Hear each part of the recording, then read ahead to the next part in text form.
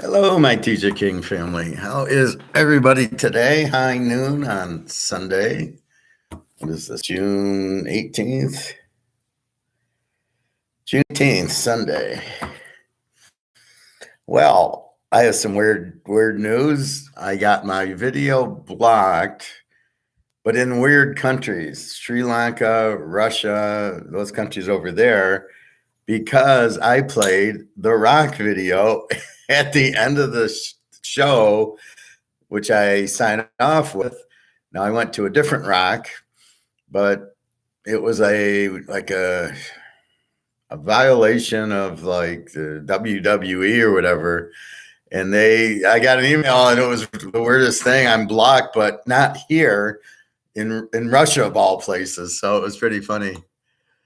Hey, Bobby Bo, missed you the last few days, but glad you're here. I came on. It was weird. Friday, I ran and bought, so I got 2 ounces of gold, which I think I showed you. I got it locked away now. So I bought 2 ounces of gold Friday because my spider senses are just, it's gonna blow, it's gonna blow, it's gonna blow, and I'm like, okay, let's get it now. I'll show you the song. Yeah, I got 2 ounces. I'll show you the song I played. So, sometimes I play the one song.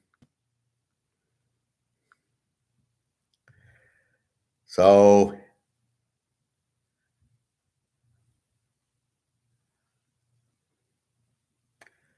just a second.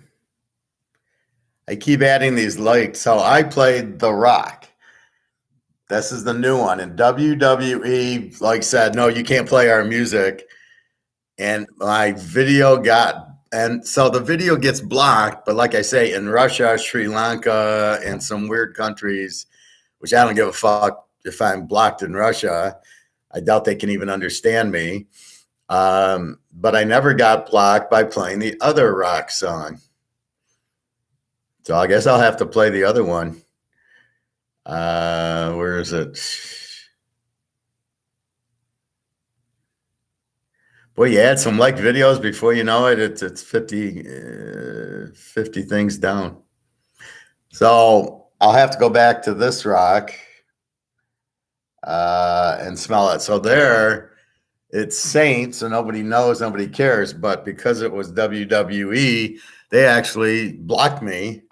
And they said, well, there's nothing you can do, but it's because of, what do they call it? I can't think of the word, like violation of using their thing. Now, you would think they'd want me to use it and get exposure to them and The Rock. Like if somebody put my video on their channel and said, look at the Teaserking knows what he's talking about, I'd be happy. I'm like, thanks, I'll take the publicity. I'll take the extra.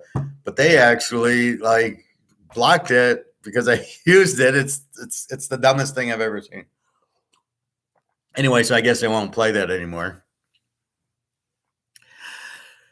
Yeah, I was what the Rick is cooking. Yep. So Friday I go to the gold. Repeat this. It's on the yesterday show, but so I buy 2 ounces. So he has, now here's where my INFJ came in. I knew he had gold, and I know he's been having trouble getting gold. And several times I go, he doesn't have any gold. I knew he had gold. I could feel it. So you know how we get our sixth sense. So I go, and he had at least 6 or 7 Cougarans, at least Maple Leafs, and 2 Buffalo, but no Eagle ounces. And I'm there, and I just bring a stack of cash. And a lot of it I'm saving for rainy days or whatever. So I bring the stack of cash. Now, as I stated, so I paid $40.33 for the Cougaran, and I paid $40.43 for the Maple Leaf. So I paid roughly $20.33 and $20.43. I paid $4,076. And if I look here, See, the Cougar Amps 2065 here. I paid 2033. I saved $30, and the Maple Leafs $10 more, 2075. I paid 2043. So you don't want to buy on eBay if you can get to the store. eBay's your last resort. I can't get any more. I'll buy it from them. But I'd rather go to the store and walk out with the gold and intact, and that's it. I know I got it. I don't have to fuck around with it. So that's what I did. And then I saw the eBay and I go, oh, good. I saved $60 by driving to the store instead of ordering it on eBay. But this shows you when you want to sell. So when I want to sell the Maple Leaf, I could sell it for $275. 2075, I paid $243. Not that I want to make $30. That's not the intent of buying gold. But that was the purpose of it. And I'd say it worked really well. And so I saved some good money on it. And we can see the gold price. Now, this is Friday. Tonight, it starts turning over because it starts in Europe and Asia. So silver 24.20 and gold 19.57, which this is paper, and we really don't care.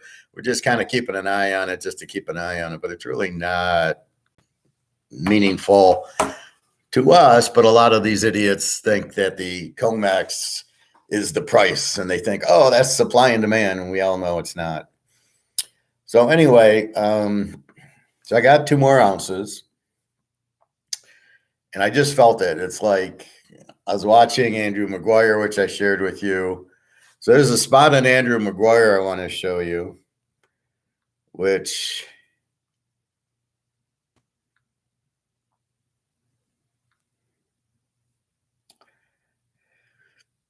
he basically says that JP Morgan's mafia. Well, he doesn't call him mafia, but he says criminal.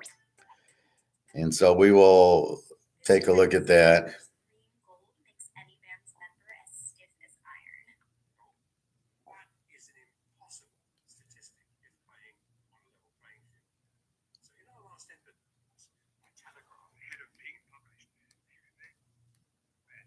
No-lose bet against the upcoming news, and that was depicted really well in the movie The Sting.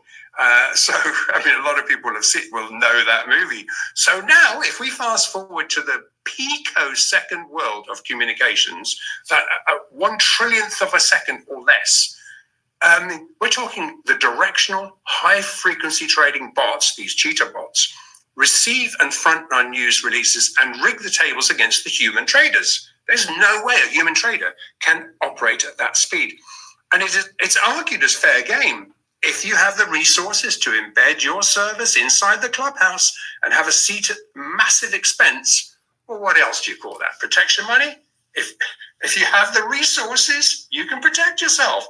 So we're drawing some parallels here. The evidence is all there. I mean, JP Morgan, the very same first-tier Fed-sanctioned bullion bank described as a criminal organization, a criminal enterprise by the DOJ, has in all... Say, the Department of Justice calls them criminals. I call them mafia, the same thing. Now, this is Andrew Maguire, not Alligator. Alligator's the bald guy. He didn't do a show. He did a blog. And I'll show you something interesting about his blog that it really blows your mind.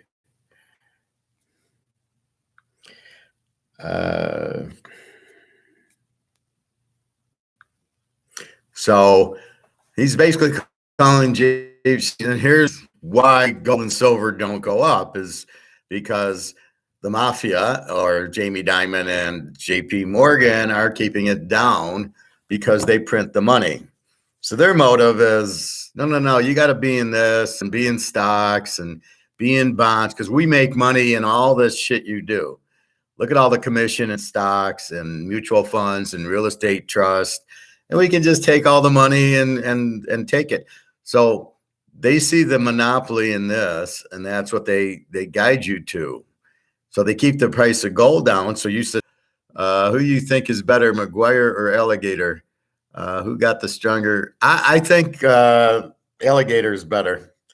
This guy's okay, but when Alligator and especially when he's with whatchamacallit, Egon, I think Egon and Alligator get together and you learn a whole lot more than Peter Schiff and those other idiots. I mean, they're not even on that level, but I think Aegon really knows the shit and Alligator. I think Andrew's okay. He's close, but sometimes he doesn't get it. So anyway, here's a little thing. So this is the gold money. This is Alligator's little blog that he did on June 16th. So he just did it on Friday. Alligator McLeod. And there's a little passage here. And this is, okay, so right here, I'm going to read you the paragraph. We are not there yet, but there is no doubt that a change is in the wind for currencies due to shifting relationships on interest rates. A weakening dollar might be seen to prolong the inflation problem, and rising bond yields everywhere are likely to lead to a resumption of bear markets for financial assets. Here's the part I want you to understand. Foreigners, non-U.S. citizens, people in Europe and Asia, own nearly $25 trillion of long-term U.S. dollar assets. Bonds, stocks, mutual funds, money in the bank, houses of long-term U.S. dollar assets, and will face a combination of declining currency and falling asset values. So you're a rich guy in Germany or China or Russia or anywhere in the UK, you own $25 trillion of long-term U.S. dollar assets and will face a combination of declining currency, the inflation, and falling asset values. What are you going to do when Stone Cold comes knocking at your door? Are you going to sell and get the money out of the bank and bring it back to England and Germany and China and Russia? Or are you going to leave it here? This is why everything's going to crash, because they got $25 trillion of long-term U.S. dollar assets. 25 trillion, and they're going to see the dollar going down and all the inflation as I teach. This is what's left, and they see that.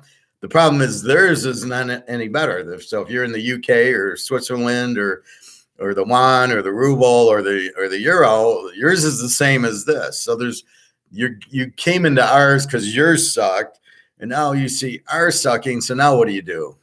And that's where gold comes in. So you go into gold, and you got to get out of it, right? Before you lose everything, right? You don't want to see it go to zero. That's the whole point, what he's saying here. It's $25 trillion of illegal money from Italy and Spain and all the mafias and France and, as I say, China and Russia and Switzerland, who've parked it here for safety, now see that there's no safety and they're going to get it out. But the only place they can go, if you have $25 trillion, is in the gold and silver, because you can still hide your money there. Nobody knows you got it. And it's going to go up 100 times because it hasn't moved yet. So houses with inflation are way up here. This is why I'm trying to stop you from buying the house, Bobby. Houses have already gone from 300 to 600. Gold's still sitting at 2,000, right? So this is already jumped, is going to go down. This is the next elevator up. This is why I'm telling you so vehemently get into gold and silver, because this hasn't gone yet. But it's going to go because you got $25 trillion about to go into it. And that's what it is. Hey, Eric, thank you very much. Hope you enjoy. Please ask questions if there's something you want to understand that I don't touch. I am going to get into football. I did some college yesterday. I want to talk about coaches and quarterbacks today, and I'll go through the line again. But yeah, thank you. I forgot about Egon. What's up with him? Well, I showed you. He did a few videos. I showed you.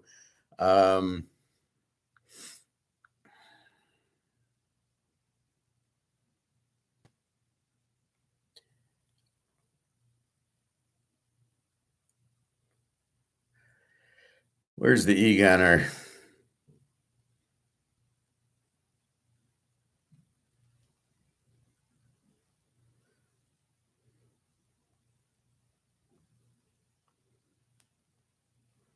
So this is the last one Egon did right here. This is now 3 weeks old. This is still from that Frankfurt conference.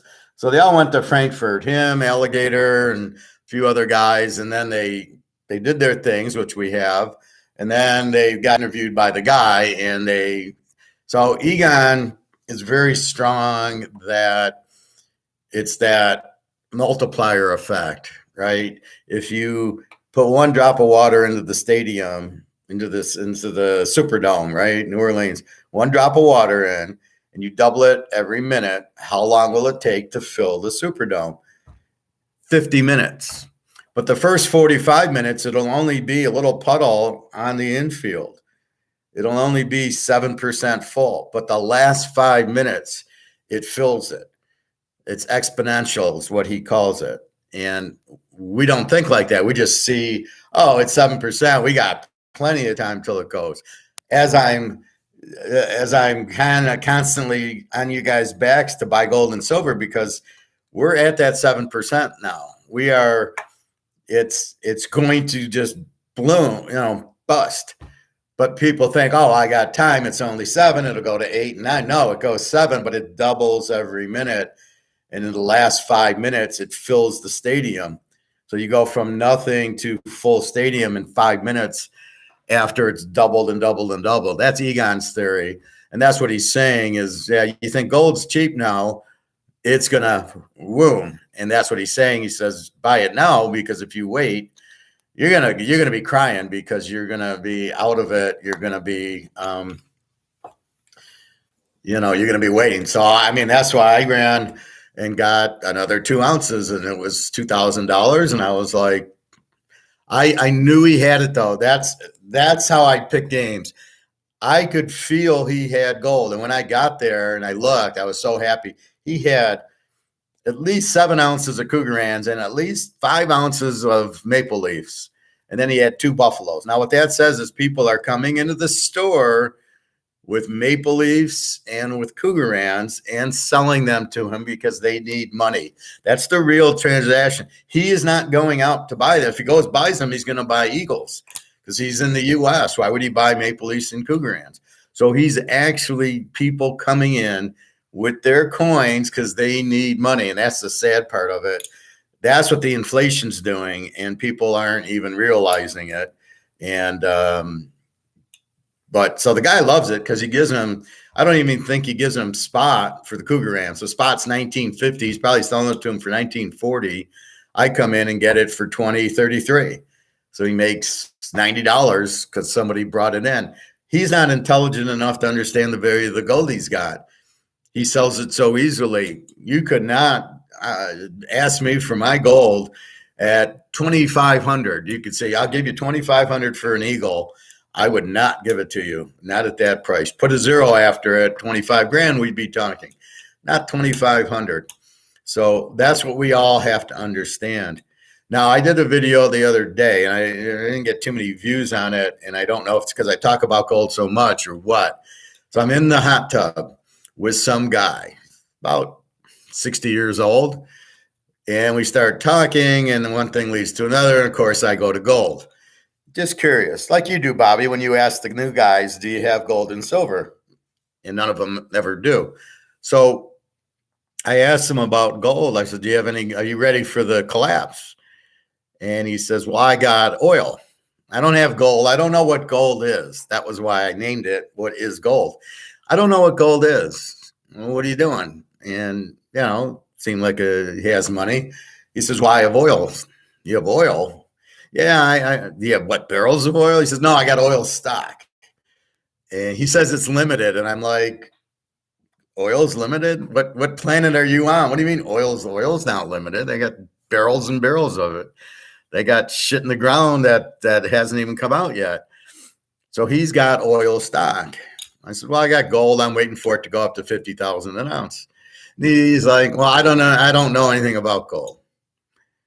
I says, well, he says, I'll be able to eat with the oil. I'm like, that's what he said was oil stock. I said, how? Well, I'll sell the oil stock and I'll get the money and I can go eat. I says, well, gold is an asset. Hello, McFly, is anybody there? What do you think gold is? I go, do you own a Rolex? She says, no. And I said, well, that figures. Do you own a Mantle card? No. So all you own is an oil stock. And you think you're going to sell your stock, and that's how you're going to eat, go to Kroger's and buy steaks and hamburgers. And I'm like, well, don't you think I can sell my gold and do the same exact thing? The difference is mine's not in dollars. Mine's out of dollars. I don't own this. I got gold. You are sitting in stocks that are US dollars. So what are you going to do when the dollar crashes and your oil stocks? I don't know. I don't know what will be if the stocks go to worthless because they're US dollars, which don't exist, or they'll come out with a new. They're not going to a fucking barter system, but we already have it now. If I want to buy golf clubs from somebody, and he wants $500, I can give him a quarter ounce of gold and say, here, I'll give you this for your golf clubs, and he'd probably take it. That's barter. We don't need to go to money. I don't need to get 500 and give him 500 for it. I can give him a quarter ounce of gold, worth roughly 600, and he can take it. So we kind of have barter if we want it. Like Nick offered me silver for my picks. Picks are 125 for the week. Normally, if I know you, I'll go down to 100. So Nick says, well, I don't know if I can get you the money. Will you take silver? And I said, yeah, send me 4 ounces of silver, and I'll give you the picks for 4 ounces of silver. Nick ended up buying the whole year, but the point was I would gladly take silver and gold for the picks. I don't need money because all I do with the Teaserking money is go buy gold and silver anyway. So it's just a little interim. So anyway, so I took money out of the safe. I go down. So I take 1 Krugerrand and one maple, and I look, and I took the prettiest ones, and he gives me the shell, and then I open the safe and I pull the bag, and then I put those in to join the party, as you would say, Bobby, and then I play with all the gold that I recount it. And just to make sure, and I got a spreadsheet, and I said, okay, I got 33 ounces. I got, I think, 7 half ounces, like 16 quarter ounces, and 8 1/10 ounces. And I was watching one video, and the guy says, well, you should really save up to buy an ounce. It's a better price. Yeah, but a lot of times I can deal with a quarter ounce for 600. And yeah, 4 quarter ounces are 2,400. I get that.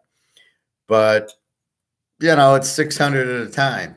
And, I can easily afford the 600. I can go in and buy quarter ounces. At least I'm buying gold versus saving up for the ounce. It's hard to give $2,000. But since I got Social Security check on Monday and paycheck on Thursday, I had money. So then I drove to the bank and I took out the $4,000 that I'd gotten in my checks and put it back in the safe. I didn't want to stop at the bank. I wanted to go from the safe to the coin store because that was more important. And then I went to the bank when I had time, and then I took the money, put it back in the safe, and everything's where it was. And now I got 2 more ounces. And the thing you got to wrap your head around is I didn't spend $4,000. I traded $4,000 for gold. So it's not like I just spent $4,000. It's I got out of this. I got $4,000 out, and I got 2 ounces of gold worth $4,000 now. This I know is going to zero. So from an investment point, or from a finance point, economic point, whatever you want to call it, it was such a great idea because this is going to zero and that is going up, and that hasn't gone up yet. So I'm getting out of down and I'm going into up. Now it takes a little bit of time, and we all realize that, but we all understand why. And so I got to get rid of JP Morgan to finally get the elevator up. And I think the Chinese will help. And the huge demand of gold all around the world is what's going to get us in that elevator. But so that was my Friday. So I'm working till noon. So I came on at 2, and I talked about the guy because I'm thinking about human nature being an INFJ. And I'm going, why does everybody fight you on gold? Like, people, I should light up going, oh, fuck yeah, I didn't realize I wasn't taught. And yet they go, like, this guy, oil is not gold. It's not close. It's not you can't pump a well in the backyard. You don't own quarts of Pennzoil thinking they're worth something. So I don't really get the oil play. I don't really get the real estate play now, because the real estate has gone up so much. It's already here. It's not going to go up. It's going to probably come down. So I don't get that play either.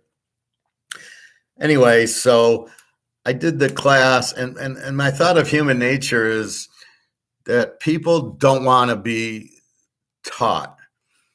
People know what they know, and they don't really want to know more, or they'll let you know when they want to know more.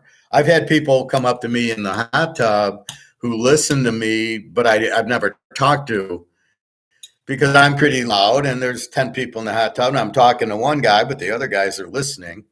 I'll sit there and they'll come up to me, tell me about gold. It's sort of like women. When you see a pretty girl and you want to talk to her, but you can't, because you don't know if she wants to be talked to or not. So you got to kind of let her give you the wave or the smile to say, yes, it's okay. That's human nature. That's poker, right? The guy gives you the tell. He's looking at the TV. I got a full house. He's kind of being quiet. He's probably bluffing. Or you read his bets. He's a bluffer and he's checking. He's got a big hand. He's a bluffer and he's betting. He's bluffing. So everybody tells you what they want. So the girl, you've got to wait for the signal. You got to wait. You got to look at her. And then does she smile at you, or does she wave at you, or does she ignore you? And so that's what poker is. That's what girls are. And that's what learning is. So people don't want to be taught. If they do, they'll let you know. So I'm running around going, I feel like Noah in the ark, right? Noah's sitting there going, there's this flood coming, and I'm building this fucking ark for God. And, you need to get on it. Noah, it's sunny out. There's not going to be there's not going to be a flood. What are you talking about? Until the flood hits. And then, I guess Noah was right. That's what I feel like. It's like, look, you need to buy gold, or at least buy silver. And people are just, now I don't know. And I'm trying to understand this. When they say, I don't have any money, are they really meaning they don't have any money? Or are they meaning for me to go fuck myself? I don't want to listen to you.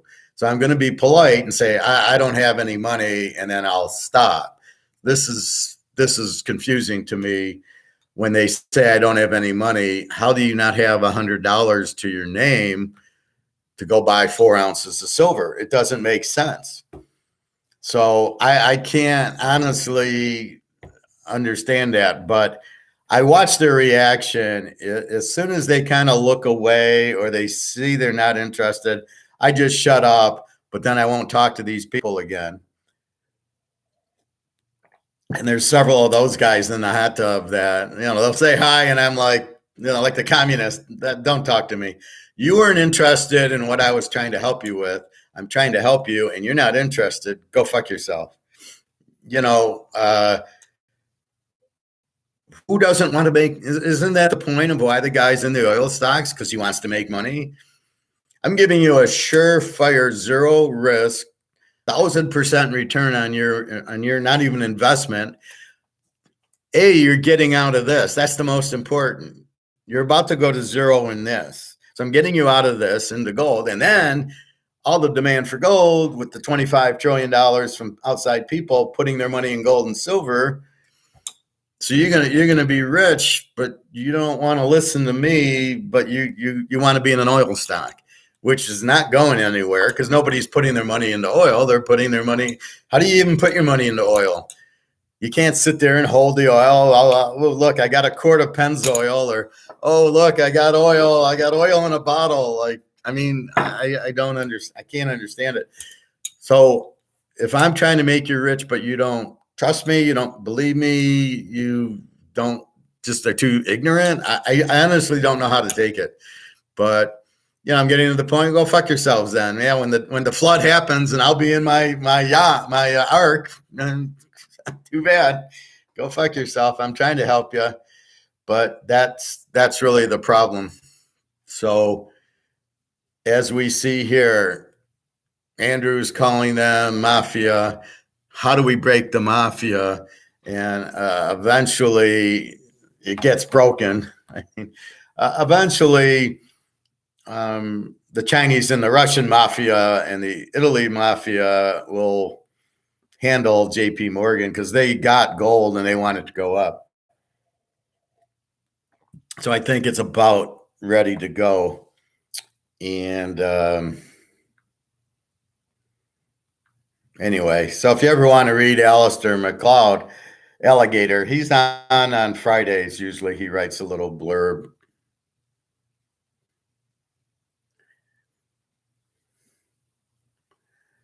So that's what he writes. So so if I don't see him on a video, very small videos this week. The Friday one with Andrew McGuire, and it was good. He didn't have a guest, and he pretty much hits home. You get a little bit kind of too high of a level. They start talking like bankers, and I don't know what the fuck they're talking about. I'm an economist, so I can talk economics. What I find is most of these guys are stockbrokers. They used to work on Wall Street. They've stumbled into gold because they realize the value of it, and they sell you, but they don't know how to talk. They don't understand economics. That's why when Maloney starts talking about charts, I go, Tom Brady ain't on New England anymore. That chart you used in 2008 is not effective now. You just got to understand inflation kills the dollar. That's what you need to understand. Once you understand inflation kills the dollar, then that's what the economist understands. Then you get out of it, and to get out of it, the best thing to do is buy gold and silver. So anyway, that's what I did. And so another guy in the sauna, another guy in the hot tub, not really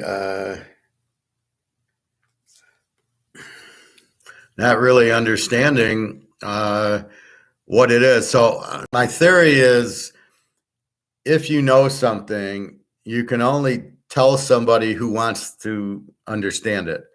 So you can go around saying, I got the cure for cancer, but if nobody wants to learn it, you can't tell them. They don't want to hear it. That was my other thought, was what these TV commercials. Remember I showed you the doctor and he said, oh, drink this juice, and in 2 days with no exercise or diet, you can have a thin stomach. And he had 25 million views. So people, I guess it has to directly affect them. Like, oh yeah, I'd like to lose weight. I'll get healthy. I'll look better. Although you would think with gold, I'll make you rich, but I don't know that they believe that. But for some reason, they believe drinking a glass of juice with no exercise and no diet, they're going to lose weight and they'll lose weight and be fine. So that's what I guess is the key to it, is the juice ad. The juice ad gets 35 million views. I don't know, but that seemed to work. But that's why I said, what is gold? I was trying to advertise it like, oh, yeah, I don't know what gold is. I'm like the idiot in the hot tub. What is gold? So that's why I said it. Now I know you guys know how we talk about it, but I was just seeing, and it was 2:00 on a Friday after I went to the gold store and the bank, and I didn't get a lot of views. So I think for us, I gotta include football and baseball in the title to get the viewers, but I do sneak it in when I do say that. All right, let's go talk some baseball now. Today's 6/18. It is 12:30. And we got a 1:00 and some 1:30s coming up, a lot of 1:30s. So let's get into it. Baltimore and the Cubbies. We got Kramer 7-3 with a 4.74 for Baltimore. We got Talion 2-4 with a 6.70 for the Cubbies. We got to go over 8.5 here. Two lousy pitchers. Baltimore, Kramer 7-3. So I like it. They're the better team, which means nothing in baseball. So I like I like the over here. I think it'll be higher scoring. Colorado, Atlanta. We got Anderson for Colorado, 0-0 with a 2.72 ERA against Charlie Morton. I think it was on the Dodgers, 5-6 with a 3.60 ERA. This looks like a under game in Atlanta. Let's see. Chase Anderson for Colorado. He's got 25 strikes. He's pitched a lot. This is weird. He's 0-0. Is this a bullpen guy? Yeah, he gets a save, and then he pitched 2 innings, 5.55, 6.5, 4. Gives up 3 runs, 2 runs, 1, 2. But again, this is in 5 innings. Here's a 2 inning. Here's a 3. So I think he was a reliever. Now he's a starter. But he goes 5 innings. Last time 4 against Boston. And he will give up some runs. So, yeah, he's not a starter. So, Atlanta's a big favorite here, 300. I'm going to lay away from this one. Probably Atlanta gets the W, I think. Miami and Washington. Luzardo, 5-5 with the 4.17 for Miami. And Patrick Corbin, 4-7 with the 4.81 for Washington. Over under 9. Hard to say. I mean, you can't play a pitcher. They both are in the 4s. Maybe some hitting. So let's assume we can go over here, Miami and Washington. Again, I'm not looking at team batting averages and stuff like that. The Yankees in Boston. Oh, my God, it's not the Sunday night game of the week. Hard to believe. We got Clark Schmidt for the Yankees. Never heard of him. 2-6 with the 4.70. How does this guy get on the Yankees? Caleb Ort, 1-0 with a 5.87. We're going over 9.5. Games in Fenway. I ain't betting a guy 2-6 with the 4.70. He's favored for some reason. So let's go over there. St. Louis and the Mets. Bobby, you playing tonight for the Mets? We got Liberatore for St. Louis, 1-2 with a 5.14. Carlos Carrasco for Bobby's team, 2-3 with a 5.71. I got to bet this game over. You got 2 pitchers with over a 5 ERA. Bobby going to bat 4th. You're good for 2 or 3 RBIs. Over 9.5 seems like a good play with the 5s. Were you playing? Are you going to bat 4th or what? All right. Yeah, they're 33 and 37. They got the Cards. But I don't like the Cards pitcher, Liberatore. You should rip that guy. 1-2 with a 5.14 ERA. I expect a long ball from you tonight, Bobby. California KC. We got Anderson, 3-1 with a 5.80 for California. Zach Greinke. Jesus, this guy is a pig this year. 1-6 with the. He used to be the superstar. He's 1-6 with the 4.65 ERA on Kansas City. I got to go over here, too. You got 2 pathetic teams. KC with 19 wins, 19-51. They'll be lucky to win 40 games, especially with Zach Greinke at 1-6 with the 4.65. So, again, another over. Again, a 5.80 ERA and a 4.65. And the puzzling part is these guys are only pitching 5-6 innings, so their ERA should be under 2 because in 6 innings they shouldn't give up too many runs. And what pisses me off, this things that piss me off, the announcer going, it's above the strike zone or below the strike zone. What the fuck is that? It's either high or low. I've never heard above the strike zone or below the strike zone. Must be some sort of socialist propaganda to change the wording around, like in football, the line to gain instead of the first down. I hate that. And then they're always with the pitch count. And then the guy knows every pitch the guy throws. Oh, that was a changeup. The fuck do you know what he's throwing? Give me a break. They have no fucking clue. Bobby, all they got to do is get on base and I'll blast a grand slam over there. Oh, there you go, Bobby. You're the man. All right. So I'm betting it over. Pitt, Milwaukee, Ortiz for Pitt, 1-3 with the 4.64. Peralta, 5-6 with the 4.73. 2 more pig pitchers. This is the problem. You want to have a lot of pitching because you want to pitch them every 5th day and only 100. And yet they all suck. There's not that many good pitchers in there. And here you go. Another 4.6 and 4.7, another over. What I noticed here's Detroit, Minnesota. I'm going to talk about this right now. Detroit Vest 2-0 with a 3.08. Verlin 3-2 with a 4.70. Hard to bet on Detroit. They lost, what was it, 2-0 yesterday. I was excited. I'm in the gym working out, watching the ninth inning, and they strike out and they lose 2-0. And I'm like, yeah, there we go. So I don't know. Who knows if they're over or under or what? They just suck. But what I saw yesterday is like they go up for a walk. I heard the announcer said the game before with Milton or one of the good Minnesota pitchers, and they said, well, they were very selective, meaning they're going for walks. They're taking pitches to go for walks. This is the Tigers' strategy. Well, we're watching too much Moneyball. We'll get to the fifth pitcher, and the pitcher only pitched 4 innings because he gave up 80 pitches in 4 innings, which who the fuck cares? You don't pull your ace because he's pitched 80 pitches in 4 innings. But the Tigers are going up looking for walks. Well, the only problem with that is when you actually have the bases loaded and the guy's throwing strikes and you need to hit, you don't have a hitter.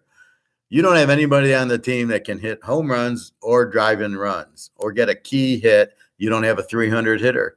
So when you get your 180 hitter up and he needs to hit the ball, he's incapable of it.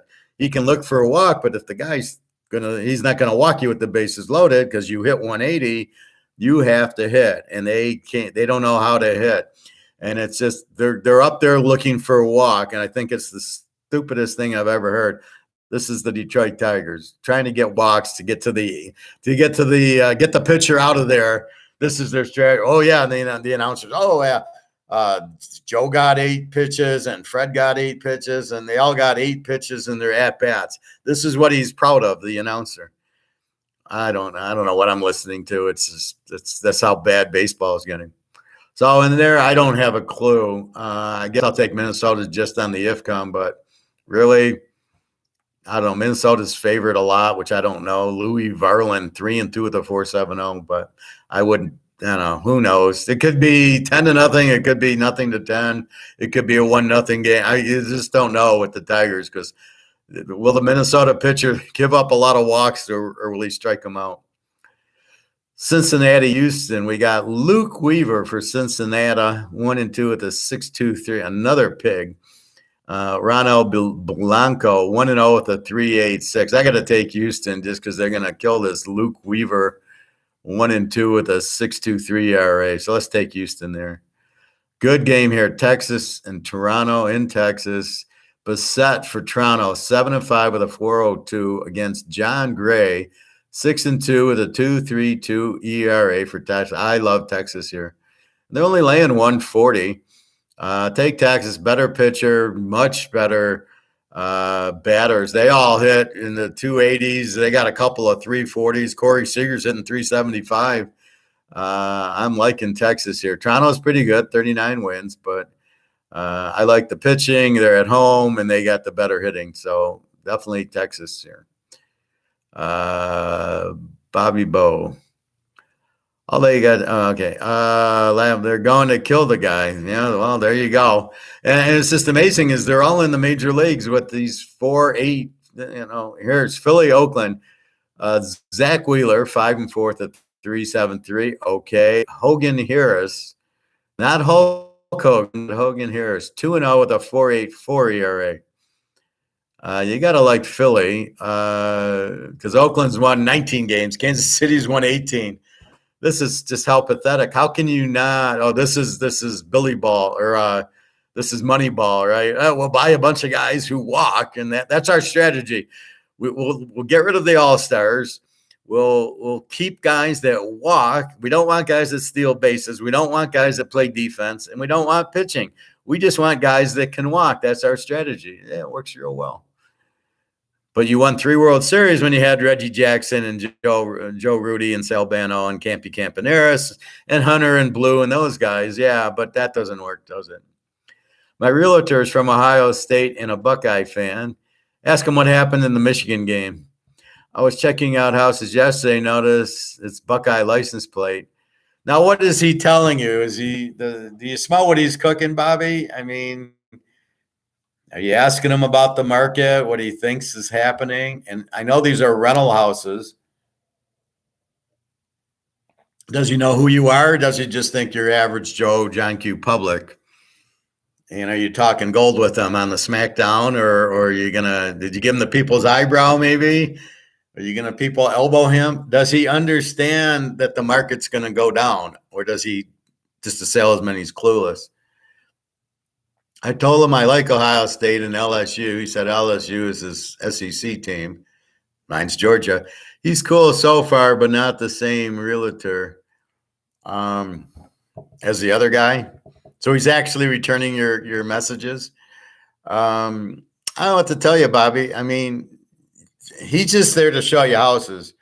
You know what's going on in the market. You know the 25 trillion from the outside people, they're going to come back home, and you know the market's going to crash. So you really want to wait till it crashes then to buy. You're trying to make money. So we all know you're going to make more money in gold with no risk than in buying a house and watching it drop. But I know it's for the future. Just be careful with it. But your interest rates are going to kill you. What are they, 9, 10%?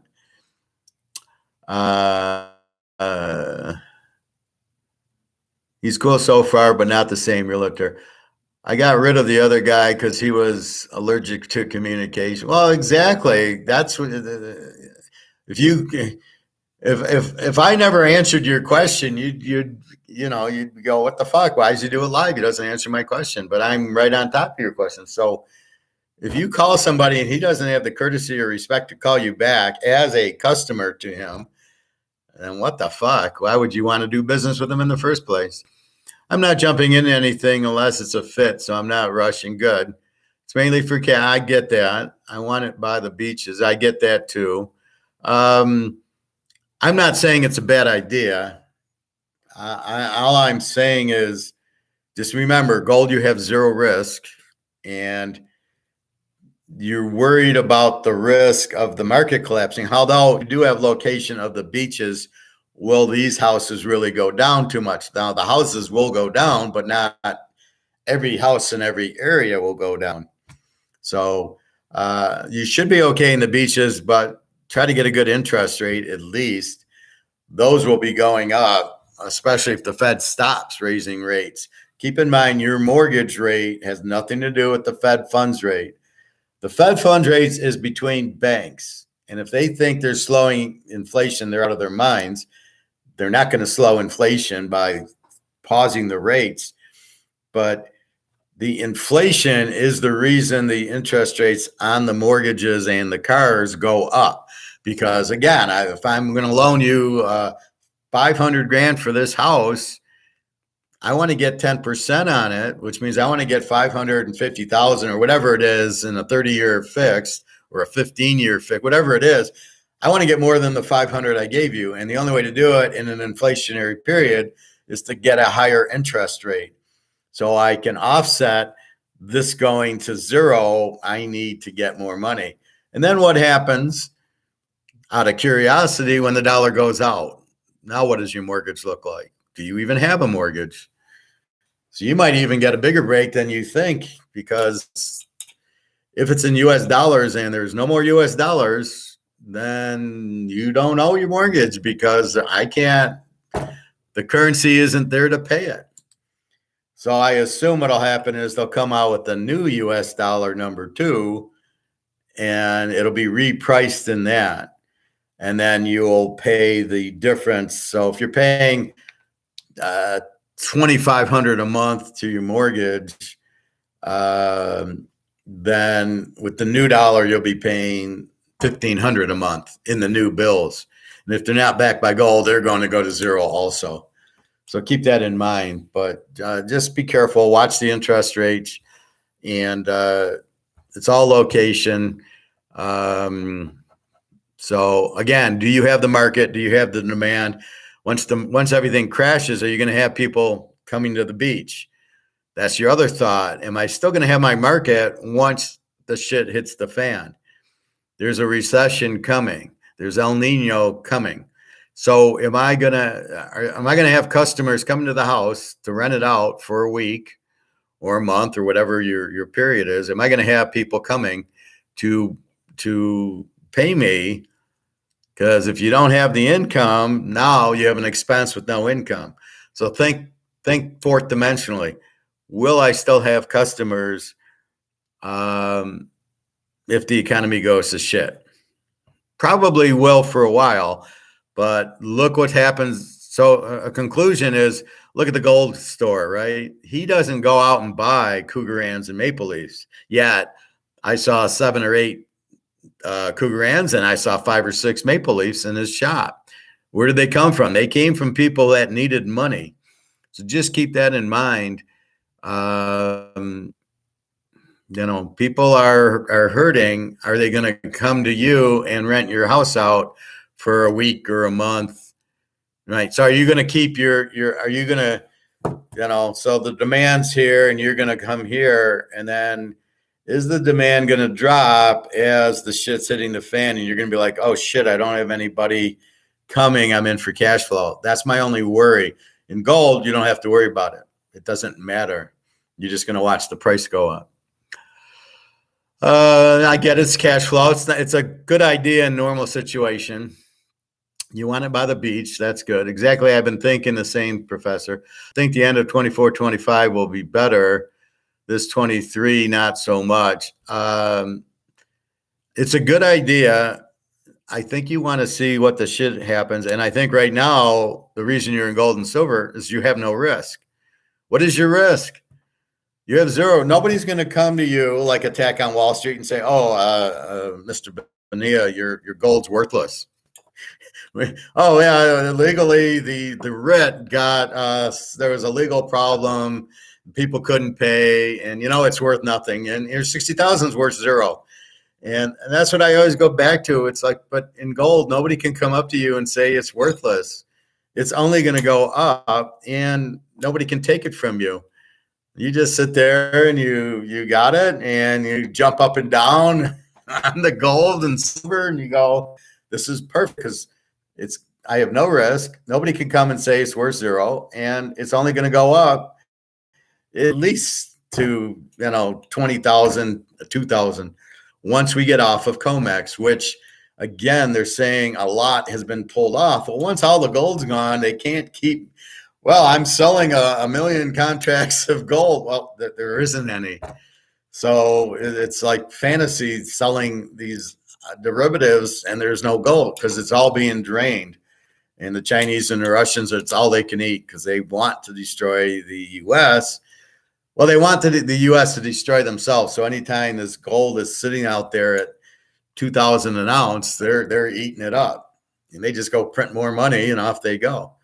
I went to Chinese yesterday, got my General Chow, and I'm talking to the owner about gold. He says, well, we're Chinese. I go, yeah, so you guys are great. You got all the gold. He says, the real estate market is so bad there that if you were to buy a house, maybe you should buy the house there. They're giving you a pound of gold, he said. A pound. I don't know what a pound, how many, 16 ounces in a pound? So you get 16 ounces of gold if you buy a house in China.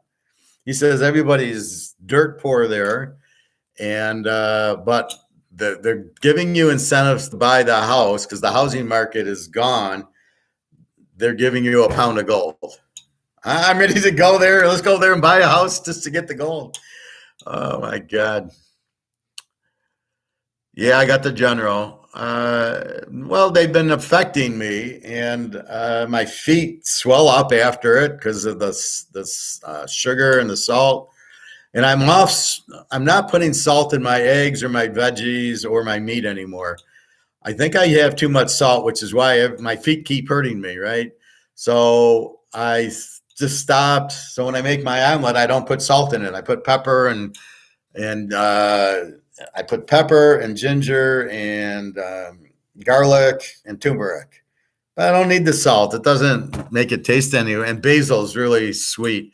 So I use that. I just don't use the salt. My feet have been fine. So I'm like, fuck it. I don't need It's a Gordon Ramsay. He said, "Oh, you got to salt and pepper everything," but I'm eating too much of it, so therefore, so I stopped that. But now the ribs, I'm giving it a little bit of a break because I just don't like.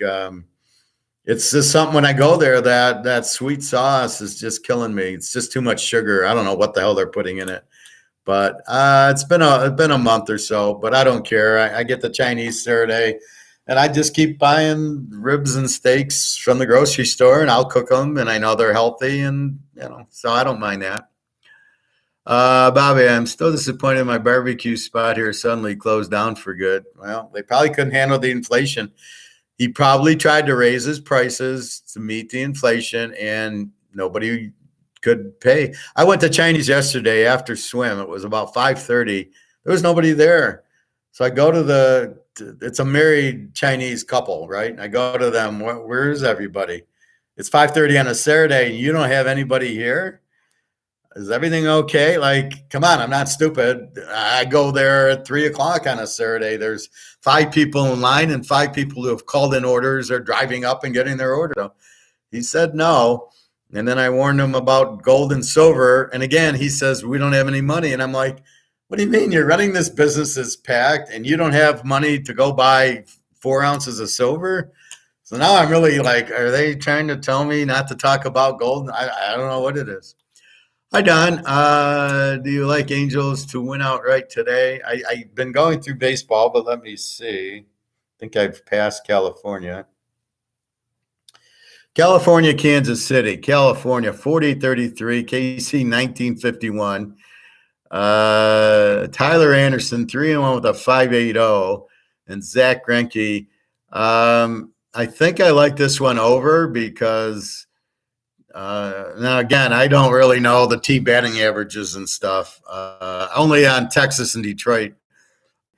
Tyler Anderson, 3-1, but he's got a big ERA, and Zach Greinke's 1-6.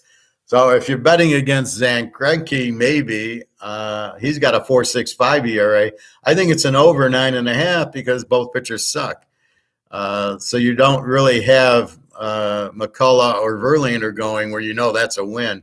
So I'd probably like it more over than LA, but I can see why you want to bet against Kansas City. And it's only here, California's minus 115. So it's a very low money line.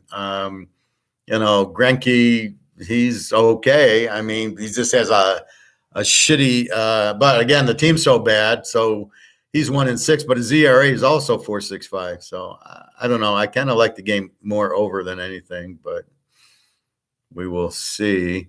I put salt and pepper on my eggs. I do too, but I'm having a problem with too much salt. My feet keep bothering me. Normally it'd be once a year. Now it's like all the time, but I do all the cooking at home now after our doctor, get off of sugar and don't eat out as often. So I make my eggs and my veggies and my steaks and my burgers and my chicken here instead of going out, and I put salt on everything, but I'm eating 2-3 meals, a week here. So I just think my body's getting too much salt. So I've got to watch it. So I think I'm going to lay away from salt for a while. But yeah, I mean, I put salt and pepper. I put turmeric and garlic on them too. Try basil. Basil is a very sweet spice that's very, very healthy that you wouldn't think, but it's like, wow, this is a good taste. Bobby, I went there looking forward to the best barbecue in the area to only look through the window and see everything torn down. Just as with the huge lock on the door. Yeah, I hear you, Bobby. It's very disappointing. It's like seeing a hot chick and then you see she's married and you're like, oh, fuck. Didn't want to see that. So yeah, it is disappointing. You'll find another one, or that's why you cook your own. Go get some nice ribs and nice steaks and put a little olive oil and Thousand Island Kens on it and some salt and pepper and bake it up, broil it up. So yeah, I know it gets tough. Philly and Oakland, I think we talked. Yeah, Zach Wheeler against Hollywood Hogan. Wheeler 3-7. I think we like Philly just because Oakland 19 wins and Kansas City has 19. Oh, they're both 19 and 50. Oh, Oakland's 19 and 54. They're even worse. Yeah, you got to bet Wheeler, but it's 250, but probably a good one. The White Sox in Seattle, we got Lance Lynn 4-7 with a 6.75. Jesus Christ. Bryce Miller 4-3 with the 406. So this is what I'm puzzled about. They're babying the pitchers so much that they go every fifth day and they go only 100 pitches, if that. Oh my God, if they pitch 105, they'll get injured, and yet they still get injured and they still stink. So I'm trying to really understand why they think it's better for the pitchers to only pitch 100 pitches every fifth day. And look at how many. I don't think I've seen a pitcher under a 3 ERA yet. And even when it's healthy, it's McCullough, it's Verlander, it's Scherzer, maybe Kershaw. I mean, there just isn't any pitchers that are any good anyway. So I'm not sure where I'm seeing this every fifth day. Don't go 3 times through the lineup. What the fuck is that? Yeah, it really bothered Bob Gibson and Koufax and McLean not to go through the order 3 times. Oh my God. Let's have another pitcher who sucks pitch. I mean, these pitchers are so fucked because they are mentally only going 100 pitches. They don't know how to get out of tight spots. Their ERAs all suck. I mean, this is like just terrible skill set in the league right now. So the White Sox, Seattle, we got Lance Lynn and we got Bryce Miller. We got a 6.75 and a 406. And the over-under Vegas puts a 7.5. The one guy, Lance Lynn's almost 7 by himself. Now you think it's an easy over because it's 7.5. You got a 6.75 and a 406. I don't get the line. This is Miami with Van Dyke 2 years ago at 46, and Miami would put up 45 points by themselves. This is just doesn't make any sense. I mean, this is a strong over because I don't, neither pitcher's any good, and yet the hitting must really suck here. Although the White Sox, when I listen to the Tiger games, they're all good hitters. They're all little slap hitters hitting singles all over. Seattle, I think, can hit. So this is ridiculous, 7.5. The 49ers and the Rams. This is always a good football game. We got Logan Webb for the Niners, 5-6 with the 3.15 against Tony Consolin, 4-1 with the 1.9. Look at this, a pitcher under 2, and he's on the Dodgers. But then when he leaves the Dodgers, like Greinke, he falls apart. This is really strange. So you got to like the Dodgers here. Very close, 39-32 Dodgers, 38-32. These are records for the Giants. Webb 5-6, but a decent ERA. So this could be an under here. A guy with a 1.93 and a 3.15. So this could be an under or take the Rams. Tampa Bay, San Diego. Our lock came through a couple days ago with Tampa Bay with McCullough. He's now like 10-1 with a 2.2 ERA. Look at Tampa, 51-23, and the Chargers 34-36. Yanni Sharonis, 3-1 with a 2.35 for Tampa. Joe Musgrave, 4-2 with the 4.37. I got to take Tampa here. I just got to take Tampa. San Diego's favored. Oh my God, are you kidding? Is Musgrove that good? I love Tampa as the dog. How can you make a team that's 51-23 the dog against San Diego with Musgrave, who's 4-2 with the 4.37 ERA? What the fuck? Yeah, Tampa is a dog all day. Cleveland, Arizona, we got Tanner Beebe for Cleveland, 2-2 with a 3.91 against Zach Davies, 1-2 with a 5.46. I know Arizona scores a lot, and here's a pitcher that sucks against Cleveland, whose pitcher isn't really that much better. I like over 9 here, and Cleveland's favored. Jesus Christ.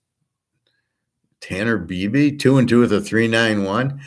I think Arizona's a strong home dog, and you can bet the game over. Oh, and here is the Yankees. So they're playing a doubleheader today. Again, Sunday night baseball, Yankees, Red Sox. Louis Severno, 0-1 with a 6.48 against Brian Bello, 3-4 with a 3.78. Severino sucks. This is game 2 of a doubleheader. So if the game 1 is close, then they go through all their bullpen guys. They probably won't use them for the second, so there should be more scoring. Let's go over 9 in the second game, just because the bullpen will be tired, unless it's, somebody wins 10-0, and then they save their bullpen for the second game. So you watch how the first game goes, but this looks like an over. Bobby, the sad part is Tampa will probably lose. Baseball just has too many games. Oh, well, yeah. I'm just singling out one. I agree with you, Bobby. The Tigers beat, Arizona one game or something. It's just there's too many games, and the manager puts in some strange lineups. You got injuries. So the star players, I remember the 84 Tigers, Sparky Anderson on a Sunday would rest the whole team. Trammell would come out, Whitaker would come out, and Gibson, and it ended up where on a Sunday he just gave up. That was the day of rest to get them ready, and then I think they flew out Monday, so it was like a 2-day break. And they would always lose the Sunday game because he didn't play half his players. That was Sparky. So I don't see that as much, but yeah, I guess that's definitely the point. Quick thing about these coin cases is you see the line in here. I don't know if you can see it. See, there's a crack in the case. And I think it's because when I add to the gold, I tend to just drop it in the bag and then put the bag in the safe, and I kind of just shove it in there because I think everybody's protected with container. I'm not really worried about injuring gold, but I did notice two of them had the crack, so I took the gold out and put it in another one that wasn't cracked, and then I have some 1/10, and I put them in another container. And I'll take this back to the coin store and ask for a new one. But I didn't know these would crack, so I was a little bit surprised. Really shouldn't worry. Even if air gets to gold, it won't matter because it's gold. This is bought in 1995 when I graduated with my master's. It's still brand new because it's real gold. It's been in the pool with me every day, in the shower with me every day. I sleep with it. It's never off, and yet it's not stained or anything. Gold will not stain. Gold cannot stain. You can't melt. You can melt it, but it's going to come back to form. It's indestructible. I think it's a meteorite or something that landed on Earth way, way back, and then people find it and go, "Yeah, it's pretty. It's gold," but it's indestructible. That's why it's the perfect money. And if people think, they got to understand gold is indestructible and it is the reserve currency. At the end of the day, if you're scared about this, you're going to run into gold because it's the only alternative. So no matter what the government doesn't tell you, and they won't tell you that gold's any good, notice how they don't teach it anymore. They don't teach economics.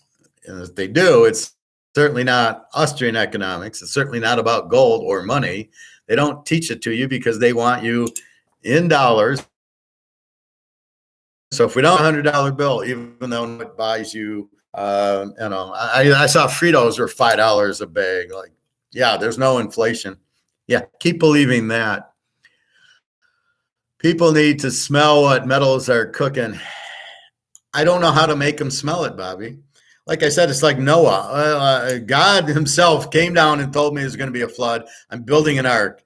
It's okay, Noah. Yeah, sure. Yeah, I'm in oil. I'll be in my oil well. I just, how do you get people to not only listen but understand?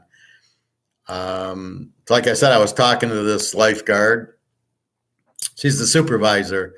And she says, "Oh, my dad teaches me about silver and gold." I says, "Well, do you have any?" She says, "I don't have any money. I'm going to community college, and I'm going to be sports medicine or something. I go, I could have used you with my back. Real pretty girl. So I said to her, well, I go to 5 Mile, go get some silver. I mean, you got to have $100. Don't give me that shit. I mean, you're working as a lifeguard supervisor. You don't have $100. How do you eat? How do you live? You go to school. How do you pay? I don't believe anybody doesn't have $1,000. I'm sorry. I don't believe you don't have $100 for 4 ounces of silver. I don't believe that, but they don't believe that it's going to do anything. Well, it hasn't done anything, so why is it going? And that's the JP Morgan problem, is they got so many people brainwashed that the price isn't going up, but they're not telling you it doesn't matter. This is going out. See, so this is the other part of the equation. This is going to zero. So if you hold this, you're fucked. So you can't hold this. And the banks are going out. They've already had 4. Credit Suisse went out. Did you believe that was going to happen? So you have banks going out. You're going to have more banks going out. So you're going to, they're not, if they do bail you out, they're going to have to pay, which is inflation. So that's the part they're not realizing, is you can't hold this. If you hold this, it goes to zero. Go ask the people in Venezuela right now, or the people in Turkey, Pakistan, Sri Lanka, or Greece. How are they doing? Or Zimbabwe, where they actually came out with gold because they couldn't handle the inflation. And if deflation handles inflation, then why doesn't all these countries go to deflation to stop the inflation? Because you can't. Once the snowball rolls down the hill, you ain't stopping it. It's not going to happen.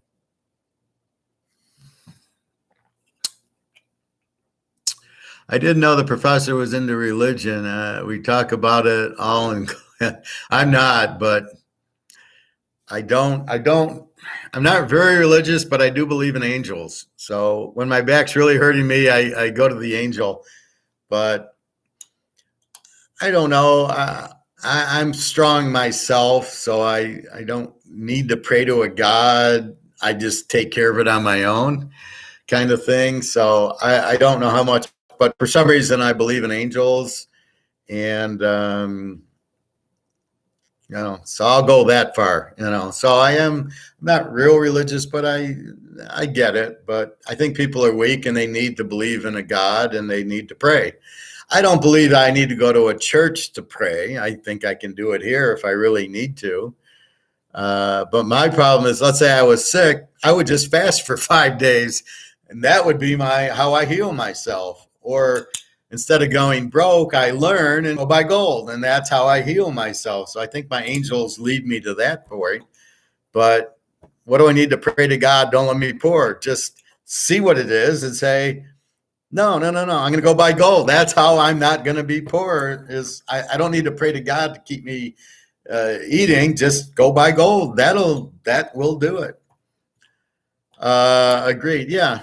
Well, I tend to. I don't know why people won't believe in gold, but they'll believe in God, a invisible person up there who, with all the killings and Hitler and Stalin and Mussolini and World War II and now this craziness, how they can believe there's a God up there, I don't know. And then he's going to let all this shit happen, and then I'm going to go pray to him, please don't allow a nuclear bomb. Well, I don't know. They just need to shut up and buy silver. Well, it would solve a lot of problems, wouldn't it, Bobby? You not go hungry. The biggest pet peeve I have is when these idiots go, well, I can't eat with gold and silver.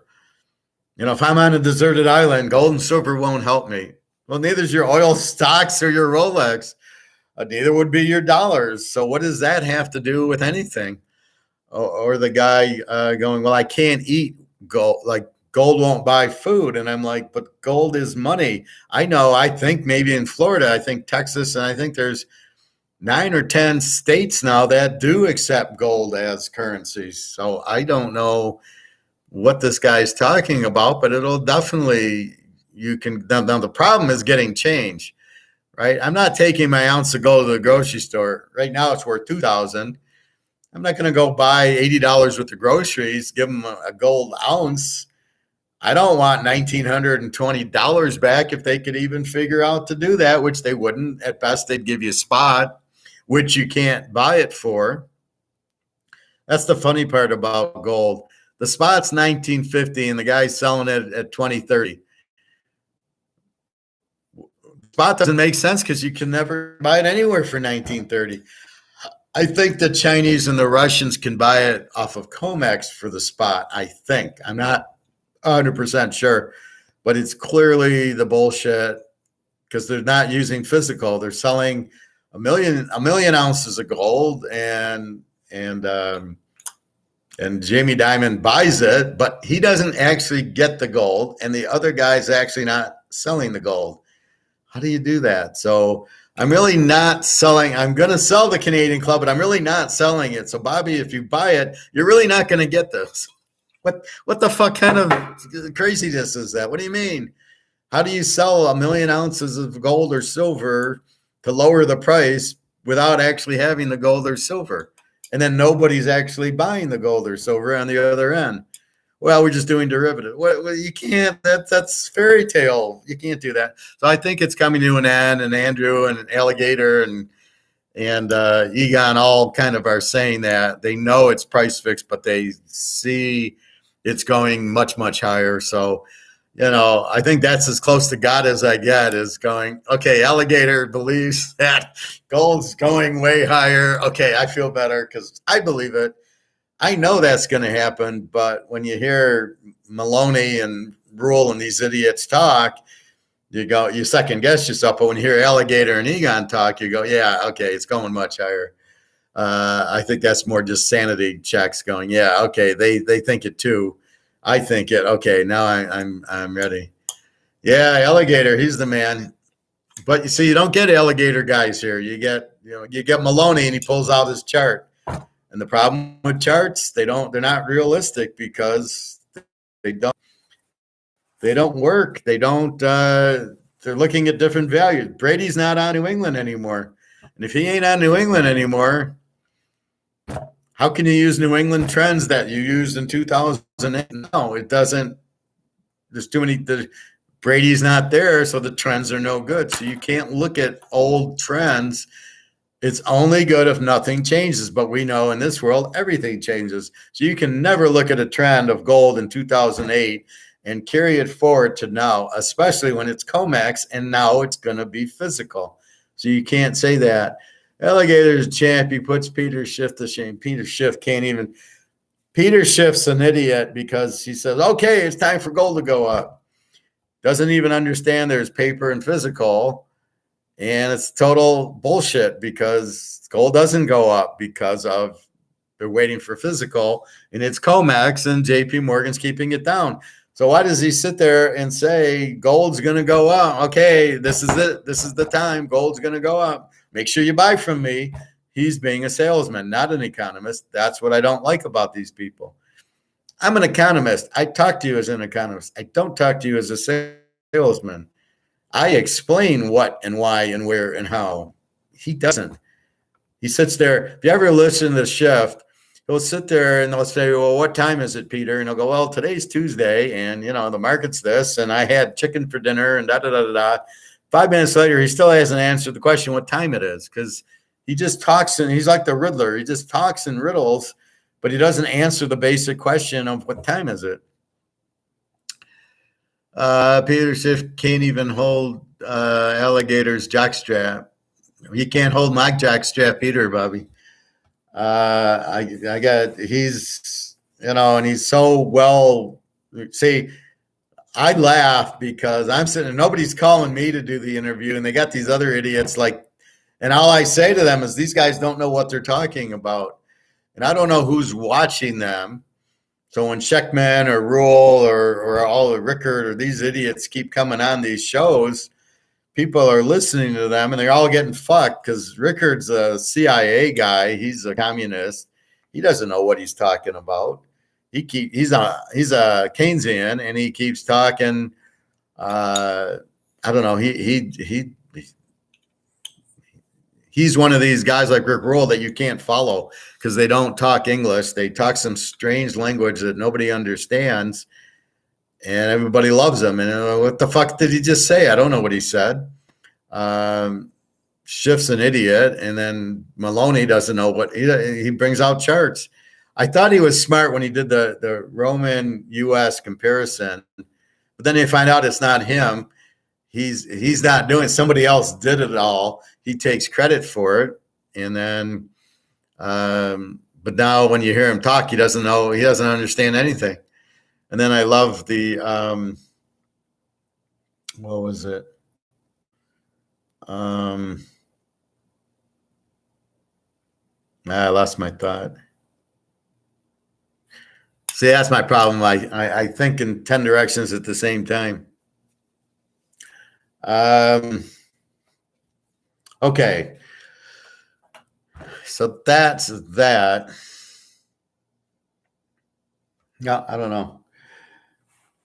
So I did college football yesterday. I'm just going to quickly run through the lines. So as I showed you, this was blankets. So this was this yesterday.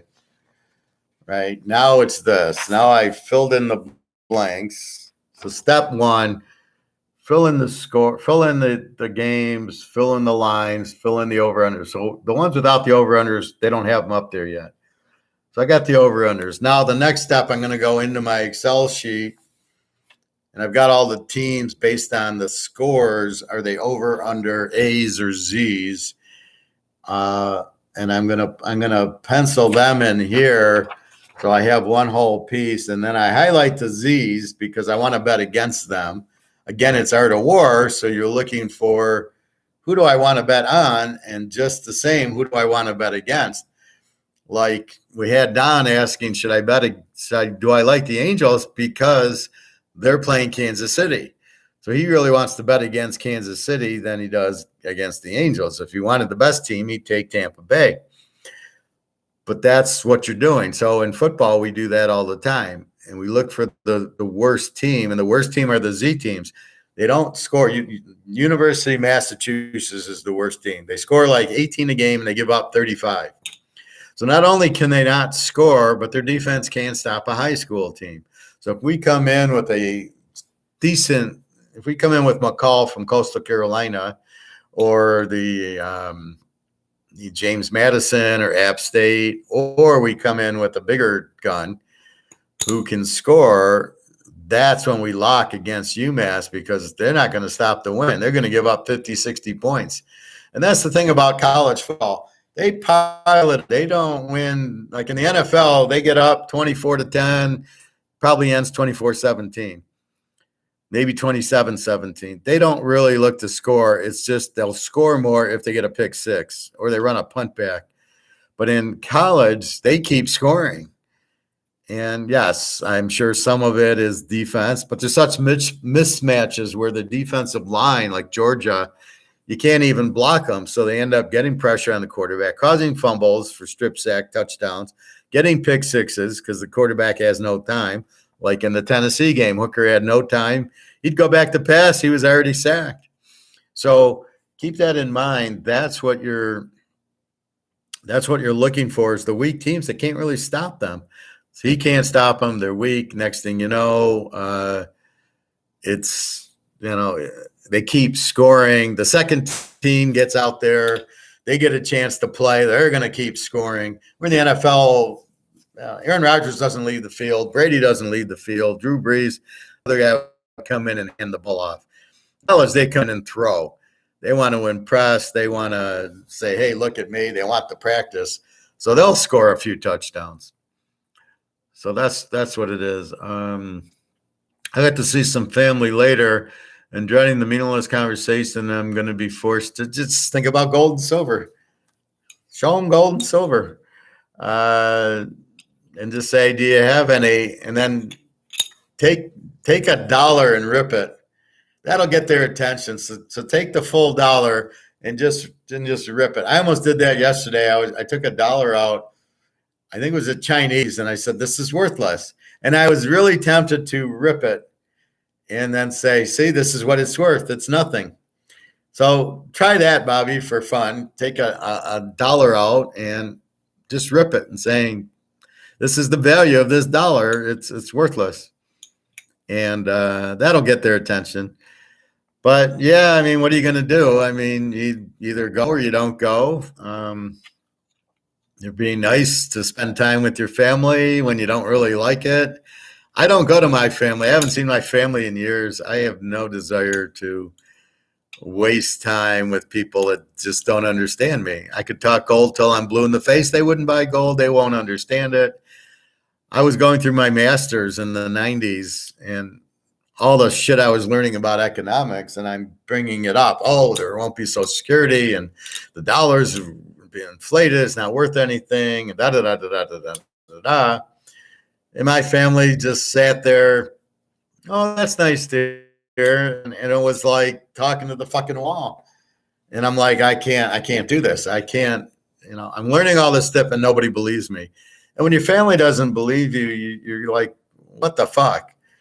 So, that's why you've got to be very careful who you hang out with and like who you date. I mean, you get a girlfriend, she better be tuned to gold, because if she's not, you're going to get bored quickly, and then that'll be it. So you need somebody to think like you a little bit, or at least understand. I would have a hard time dating one of these liberal women who, animal rights and all this shit.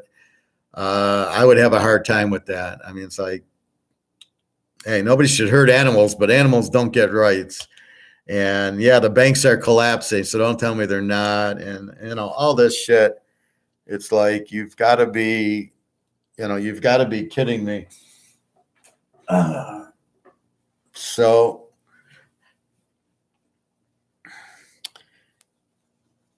let's go through college football. But I think the one thing you've got to get through to people is this is going to zero. That's the most important thing you can tell anybody, because they don't understand that this is going. They don't understand what inflation is, because the government conveniently says it's prices, and it's not.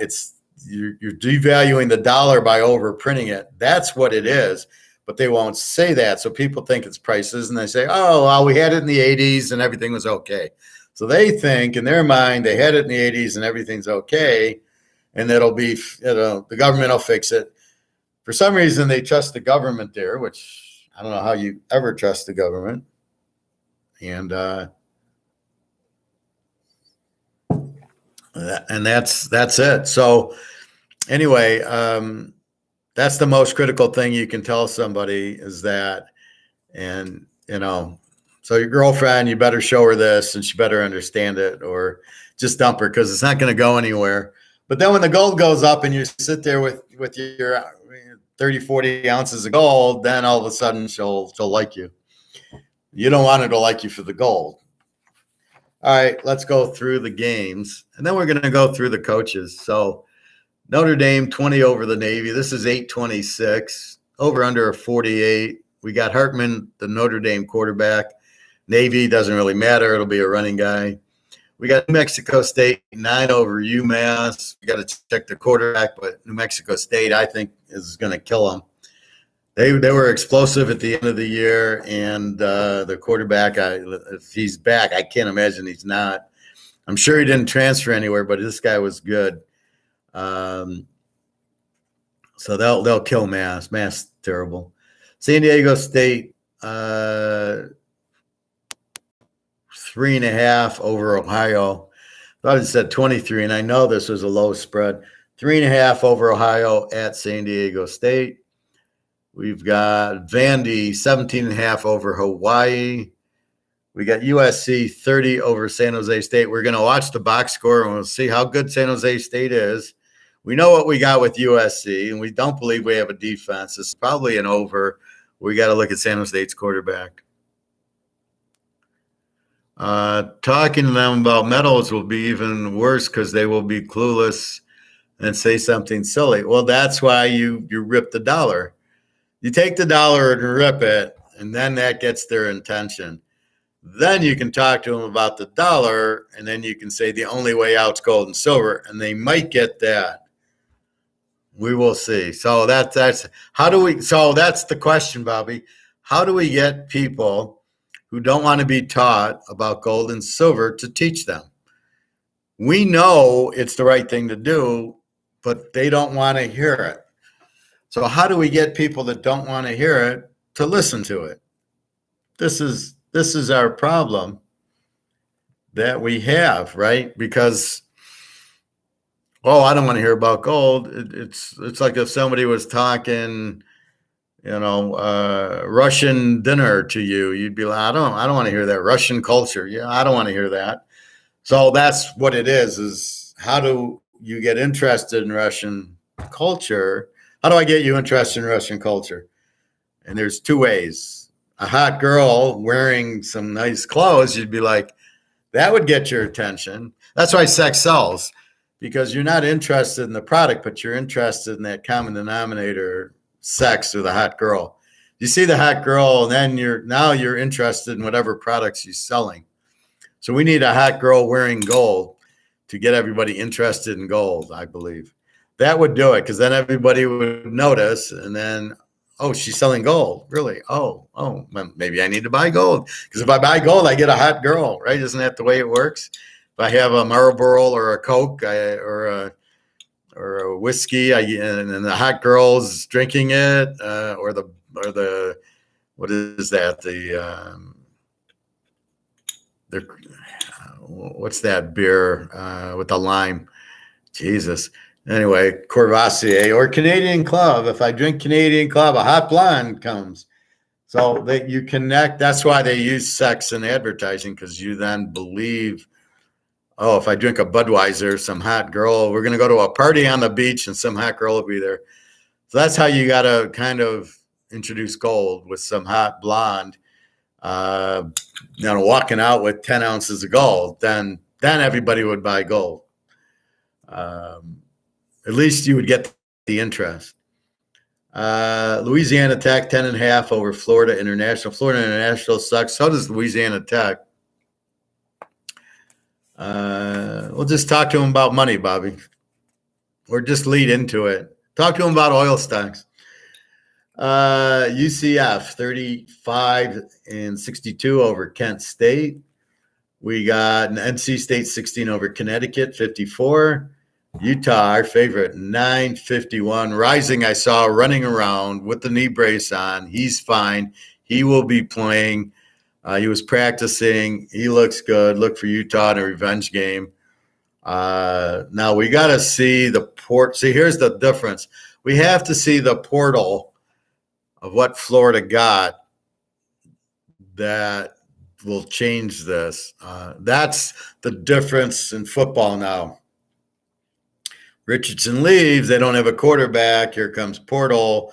They pick up guys in the portal who say, I can start for Florida. And that's really the key. So we have to see who did Florida pick up. But I still love Utah at home in a revenge game with Rising. He's the best quarterback. And he beat USC twice last year. Don't forget that. Everybody loves Caleb Williams, and Rising beat him twice. Not once, but twice. Minnesota 7.5, 46.5 over Nebraska. I love Minnesota there.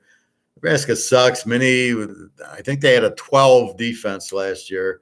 Gave up 12 a game. So look for this defense to be strong.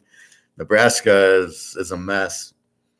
Miami of Florida, 17.5 over Miami of Ohio. Over under 51. Will the coach let Van Dyke be Van Dyke again? This is the whole key. You bring in a new coach, he fucks up your quarterback, changes your offense because he doesn't realize you have superstar. And let's see what he does this year. So one more year of this, the coach should be fired.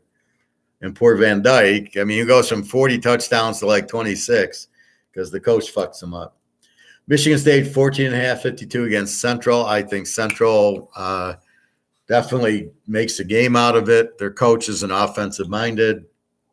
State's defense sucked anyway, and they lost a lot of guys in the portal, and nobody likes their coach. So look for Central at 20.5 to make it a game.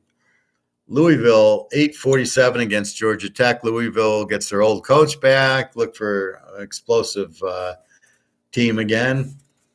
Stanford, 9.5 over Hawaii.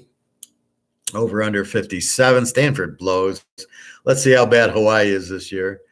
My Army team, 7.5, 48 against Lou Monroe. You got to love Army laying 1 against the Lou Monroe.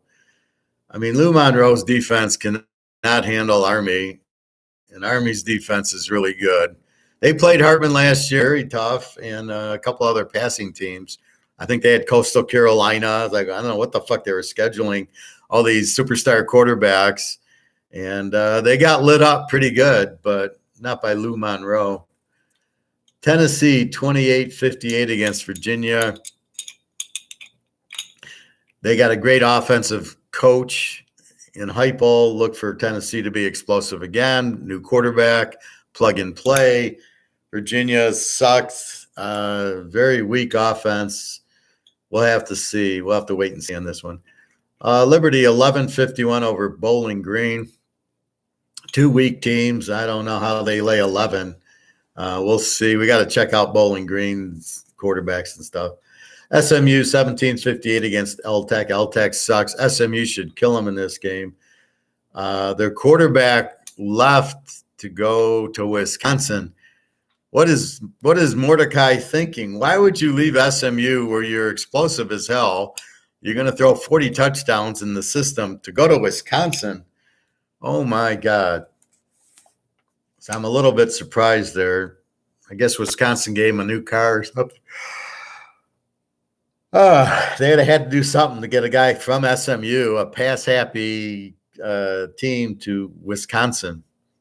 What the fuck? Michigan 35 over East Carr, over under 55. Let's see if East Carr, Holton Ayers, the quarterback's still there.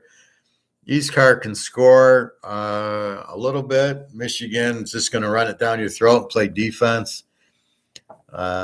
Michigan should win. 35 is a big number. Over under 55. They're going to try to run it down their throat, but East Carr can score. So this could be an interesting one. Purdue 6.5, 59 against Fresno State. We have to see who the new quarterback is at Fresno, how good he is. And Purdue, I think O'Connell's gone, so this will be an interesting game. Probably an over with these two teams. Utah State, Iowa 21.5, 48. You got to go under in an Iowa game. Utah State was a terrible team last year. Iowa couldn't score. Strong defense. So I think it's just Iowa under all the time. Ball State and Kentucky. Kentucky 26-50. I looked at Kentucky last year. They didn't score. They weren't a big offensive team. I didn't know why Levis was getting all the hype in that. I think that was bullshit. Like Richardson, I didn't get all his hype. He didn't. They scored 20, 24, 25 points a game. It just made no sense. But Kentucky 26-50. I look at, I don't know. I got to see how bad Ball State is. This could be an under. TCU 21-61 against Prime Time. Prime Time's in the hospital with the foot problem. They might have to amputate his foot. That's going to hurt practice. But he's got all new players. He doesn't have any Division I Colorado players. They all left. So who's he playing? The Jacksonville State guys are going to play TCU? It'll be a bloodbath. Look for TCU by 50 in this game. I don't see how Colorado can hang with them. Oklahoma 32-57 against Ark State. Ark State's slipping. They were a very explosive team. They're a little bit less. You do love the nickname, the Arkansas State Red Wolves. I mean, just what a cool nickname. Oklahoma 32. I don't know if they have Gabriel. They have the offense. I don't know what the defense looks like.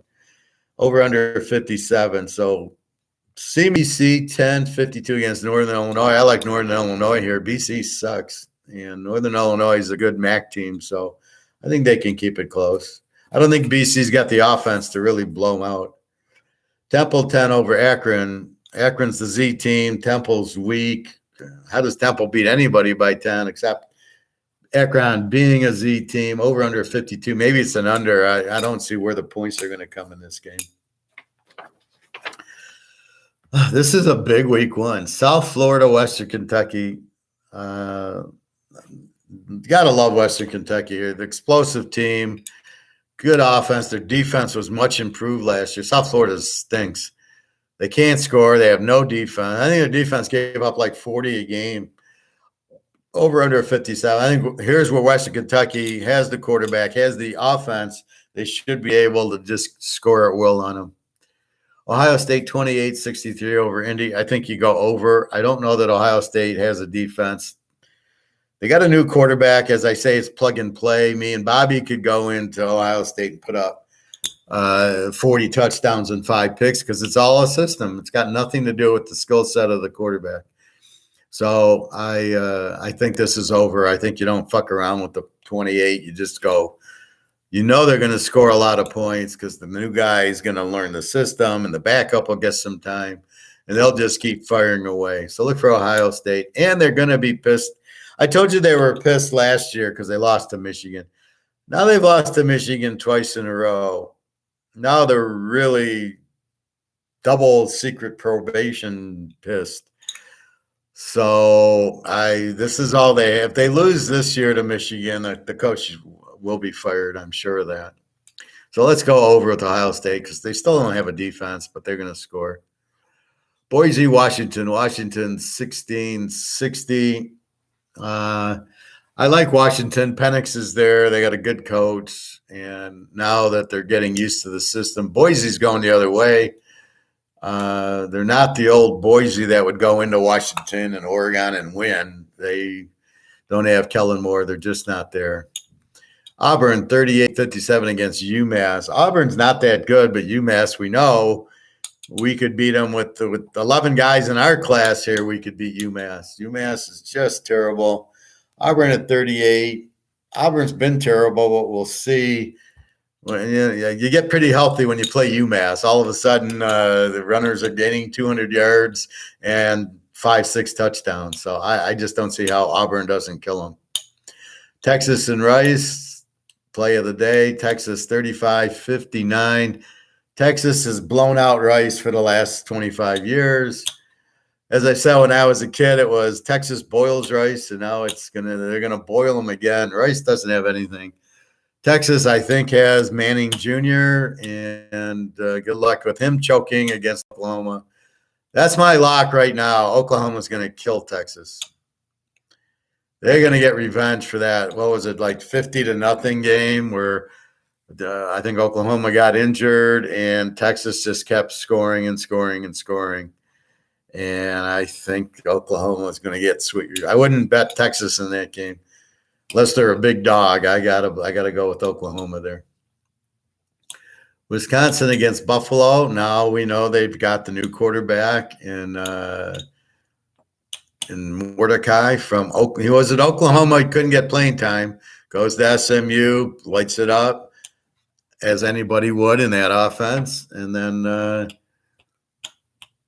now he's at Wisconsin. I don't know how that's going to work. Maybe a little bit better because with that defense, if it's healthy, should be good. But they need to modify their offense. It can't be we're going to run 50 times a game and play defense and hope we win 10-0. So let's see what happens with Mordecai, Wisconsin 24. So then now they scare me a little. They actually have a quarterback.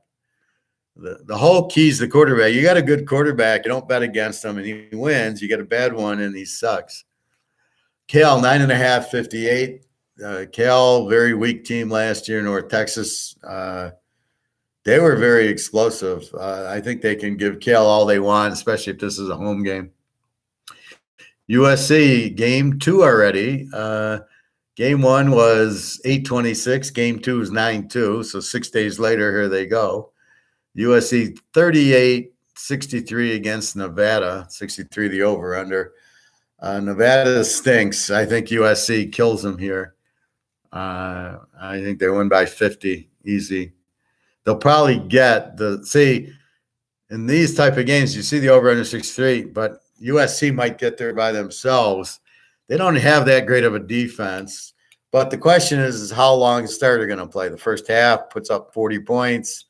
And they win 49-7, or what happens? That's your biggest fear in these type of games is when the coach pulls the quarterback. And then you get the second stringer out there, and you can see the difference in skill. Houston, UTSA. What a great game this would have been last year with Frank Harris. Houston, 2.5, 65. I like the dog. I like UTSA. I think they have the coach, so I think whoever they put in is going to be good, and they'll be competitive. Baylor, 26-56 against Texas State. I like Baylor here. They'll blow them out. Texas State is very weak and very weak defensively, and Baylor's, explosive. Shapen, I think, is back for Baylor. He's a good quarterback, and they're just going to go up and down. They need to win, so I think they'll have that. Again, this is week one. They want to beat these weak teams. A&M 39-56 against New Mexico. I got to love the under here. New Mexico actually has a very strong defense and no offense. A&M has a very strong defense and no offense. It's amazing how they never get a quarterback. They don't run. They get a good defense, but that's it. So I under 56, I think, is easy. New Mexico plays a lot of 17-7, where you have a hard time getting a first down on them, but then they have no offense. Washington State 16-60 against Colorado State. Love the under. It's Washington State, who's now an under team. They're now, think of them as Iowa State. Very strong defense. 60's way too high for this. Let's go under Washington State. Texas Tech 14-56 against Wyoming. Like Texas Tech, only laying 8 against a team without an offense and a decent defense, but they're not going to hold Texas Tech. Middle Tennessee State against Alabama. Alabama 38-56. I mean, it's guess your number. I know how Alabama gets in these type of games. They blitz and they get the punt return touchdown. They get the pick six, the strip sack.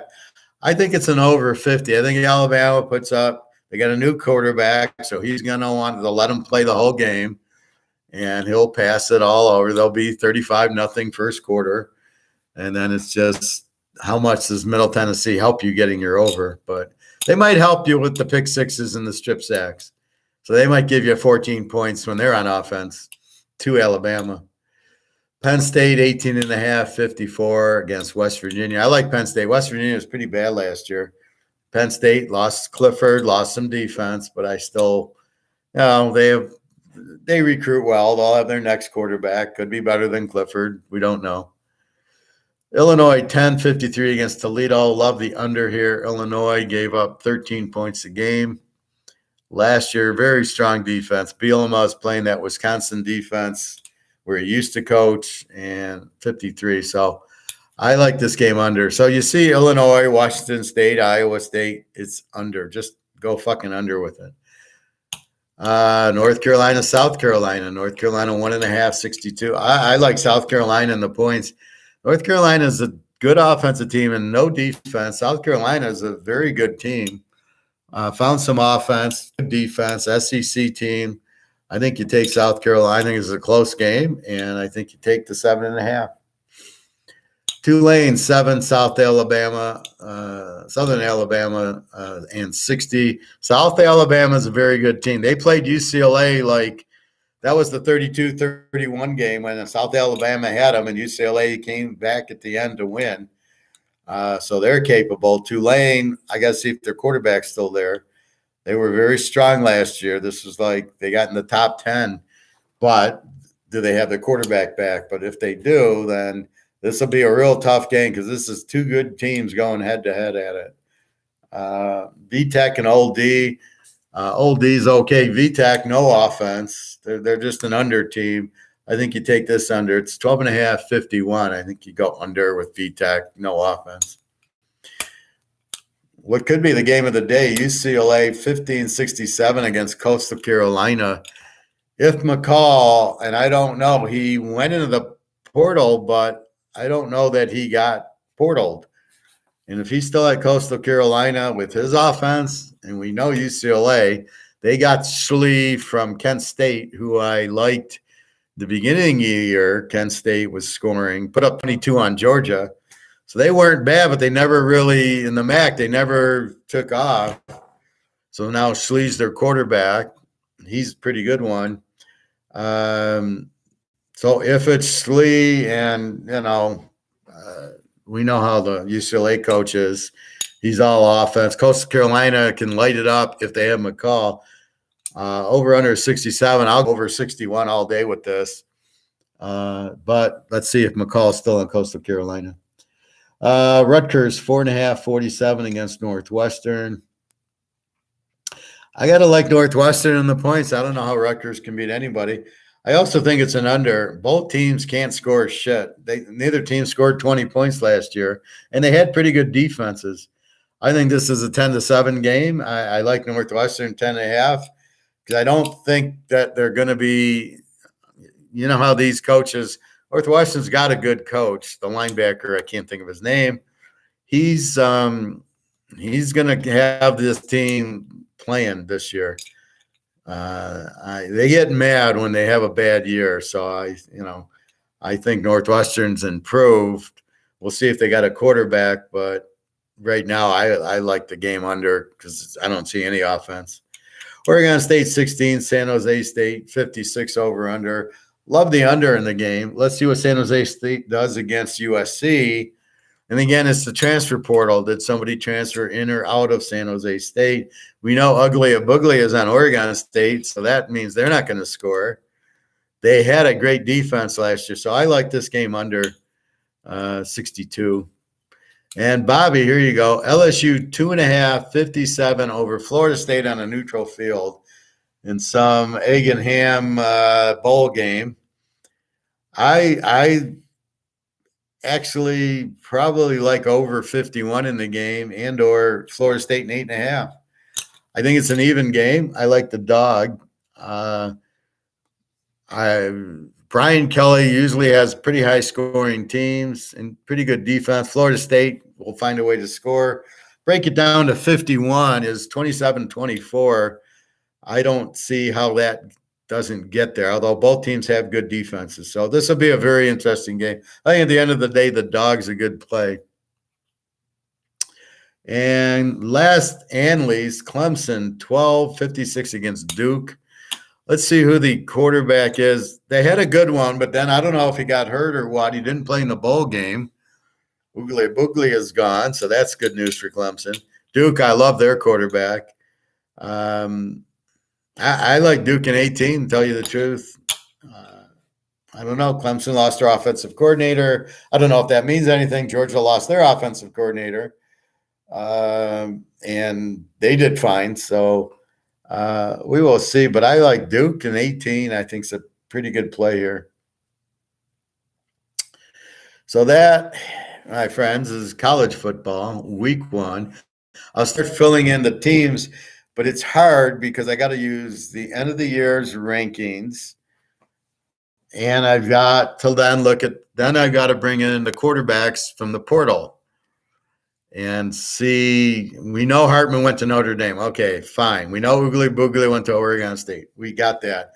We got to take a look at all of them. So I got to go Zane today and then get here's the quarterback for, who's Fresno State, Purdue. Did they get transfer guys or is it just the freshman coming up or the sophomore? I believe Georgia's got a great freshman. I don't look at them to miss a beat. I think they know what they're looking for on defense. They get these guys just stud, fast. They get fast guys that they develop and they're into their scheme. And they all go to the Philadelphia Eagles. Look for the Eagles to have the best defense because they got 6 Georgia guys now. I mean, it's unbelievable how Philly gets it and nobody else. Detroit, well, we'll take a guy from Iowa and a guy, it's like, dudes. I think the Jets got my guy from, want to have a good defense in the pros. I would go to Washington State and then I'd go hire their defensive coordinator or Iowa State's defensive coordinator. And that's what I did. The Jets got this guy from Iowa State. Look for this guy will be a stud. He'll be the defensive rookie of the year, if not the defensive player of the year. And all the other teams miss it. They're drafting offensive linemen. At the end of the day, a stud defensive player from Georgia or Washington State or Iowa State is 100 times more meaningful than a offensive guard from Purdue. Why these teams in the first round feel they should draft an offensive tackle or offensive guard, even worse, in the first round and miss out on the stud defensive players. At the end of the day, it's the stud defensive player that wins you the playoff games. That's it, not the offensive lineman. Look at Dallas. They got all those number one draft picks. And where's that taking them? They can't win. Micah Parsons takes them a lot farther than the offensive tackle that they got. I mean, it's just when Jimmy Johnson was there, they had the best offensive line. They didn't waste number one draft picks. You got Larry Allen and Nate Newton and those guys. They weren't number one draft picks, but he knew what he was looking for. And that's my point. You can get the offensive linemen or fourth, fifth round guys, but the defensive studs, the guys from Iowa State and Washington State, Georgia, you cannot find them anywhere else. So be careful with that. So let's see.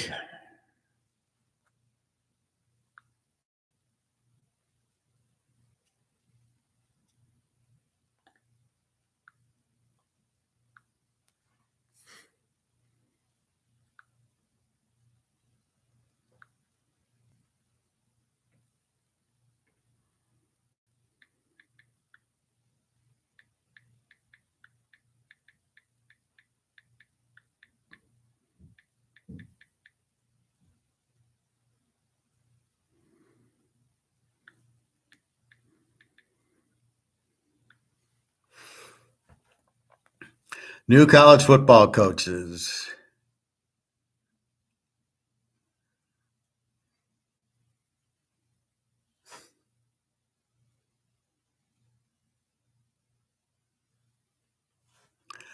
All right.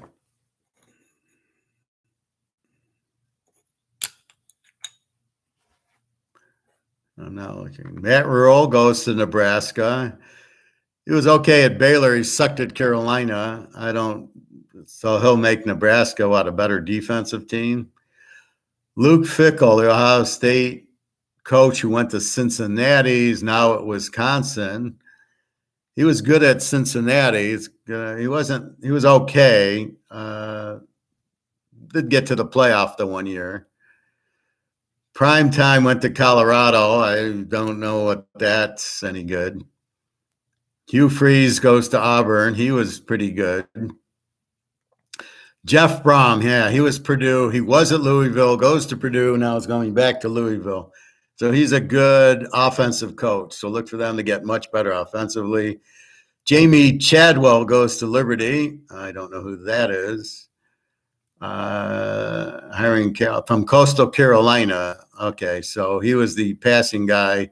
So I would guess that McCullough's gone. The coach left. Tom Herman goes to Florida Atlantic. He was at Ohio State, went to Texas, and now he's at Florida Atlantic. Brent Key, Georgia Tech. Jeff Collins was a disaster, and now here comes Brent Key, another disaster. Good luck with that. Kevin Wilson goes to Tulsa. Most notable for being Sam Bradford and Justin Fields, working with them. Okay, that's big trouble. Tulsa's in trouble. Brian Newberry goes to the Navy. Oh, we lost our coach at Navy. From Navy's defensive coordinator, head coach, after the service scanning dismissed Kenny, who ran the program for 15 years. Wow. Newberry's brought in 20. So he's a defensive coach at Navy. I thought the other guy was good. Kenny Burns goes to Kent State. Kent State wanted a coach who has ties to the Midwest. Burns was P.J. Fleck's assistant at Western. I don't know how good that makes Kent State. G.J. Kinney goes to Texas State. Kinney's yet another head coach who has quickly risen up the coaching ranks. He spent time bouncing around jobs for just one season each: SMU, Arkansas, Philadelphia, Hawaii. Yeah, so he's another loser. Look for Texas State to be in trouble. Kenny Dillingham, Arizona State, is a local guy. Okay, so he's another loser. Ryan Walters, Purdue. This is a very interesting hire. For one, is following trends of going young. Walters, 36, and hiring a defensive-minded coach, not at Purdue. Oh, that's a terrible move. Purdue is known for high flying, so they've gone defense. That's big trouble there. Alex Golish, South Florida. Golish has gained attention for organizing Tennessee's offense. Bullshit. The coach, Hypo, was the offensive guru, not this guy. South Florida will suck.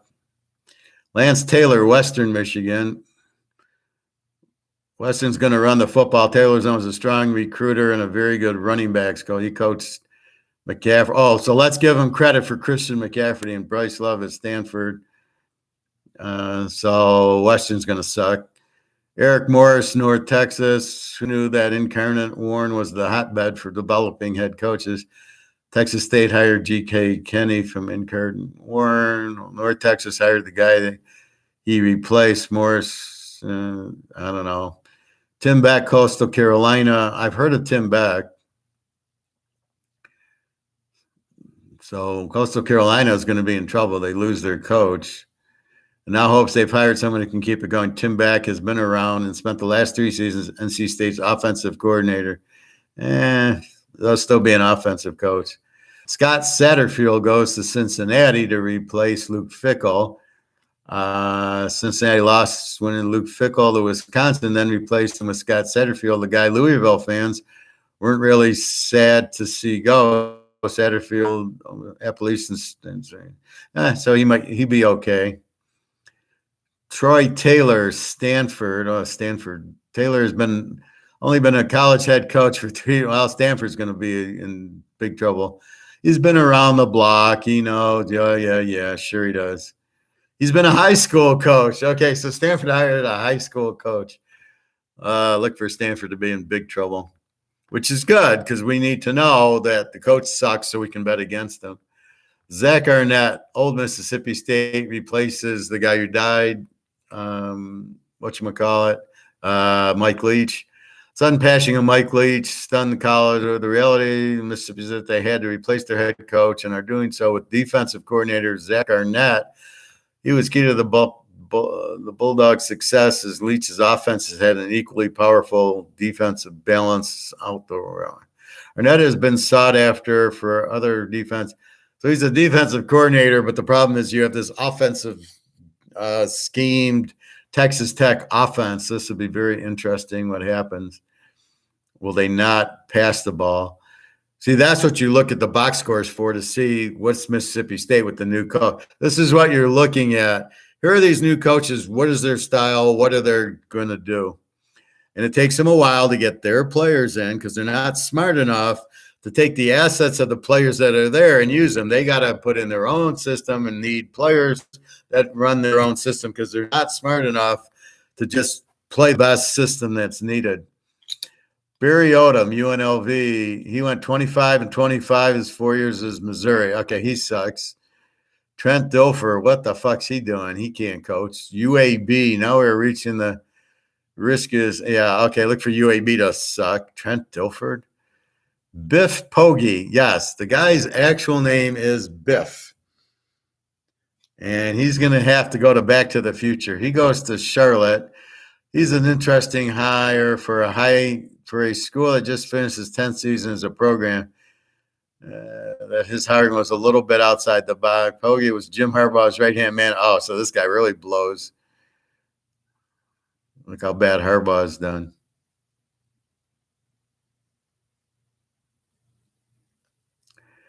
And that is it, I guess. So 24 new coaches.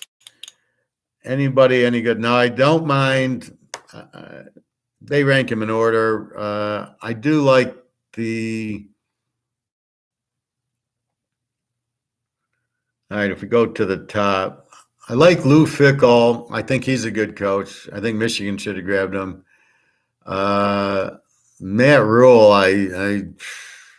all right, good coach at Temple, goes to Baylor after all those suspensions and everything, does okay, goes to Carolina, doesn't even know how to coach, and now he's at Nebraska. I don't see Nebraska being any better. They'll probably be a better defensive team, but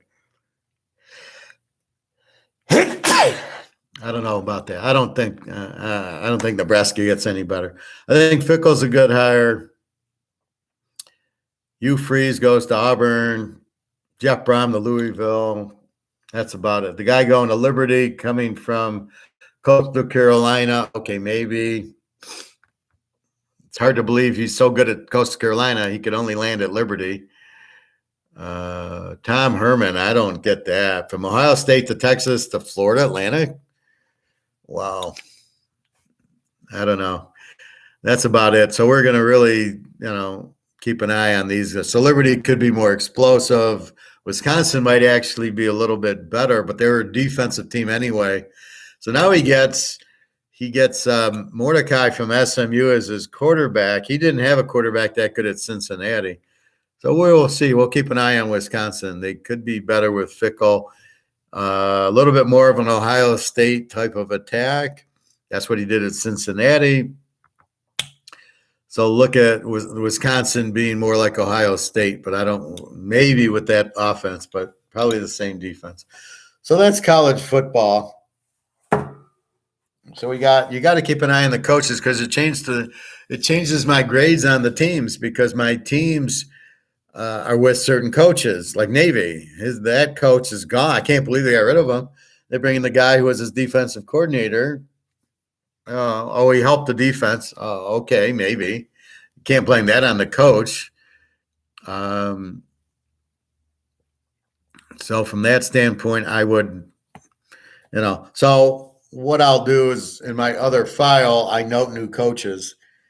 And then as I'm putting in the stats of the points and the quarterbacks and everything else, once I put that in, then we will notice it and put that in. And then we will see what's changing because I keep they're an over team and all of a sudden they get a new coach and all of a sudden they're not scoring like Miami last year, right? So Miami's this over team scoring 45. They give up 30. Beautiful over with Van Dyke. The new coach comes in, Cristobal. He decides to run the ball more. Their 40 points a game goes to 22. The defense still sucks at 27, and you have killed Van Dyke. So that's why you got to watch the coach to see how badly he screws up your team. So that's what we'll keep an eye on. I think Wisconsin couldn't get any worse. I'm surprised they didn't hire the defensive coordinator, Leonard. I thought he was a good coach, but they didn't. They got Fickle instead. He turned down Michigan State for Wisconsin. So anyway, he did make the playoff with Cincinnati. They did have good talent. So we will have to see there.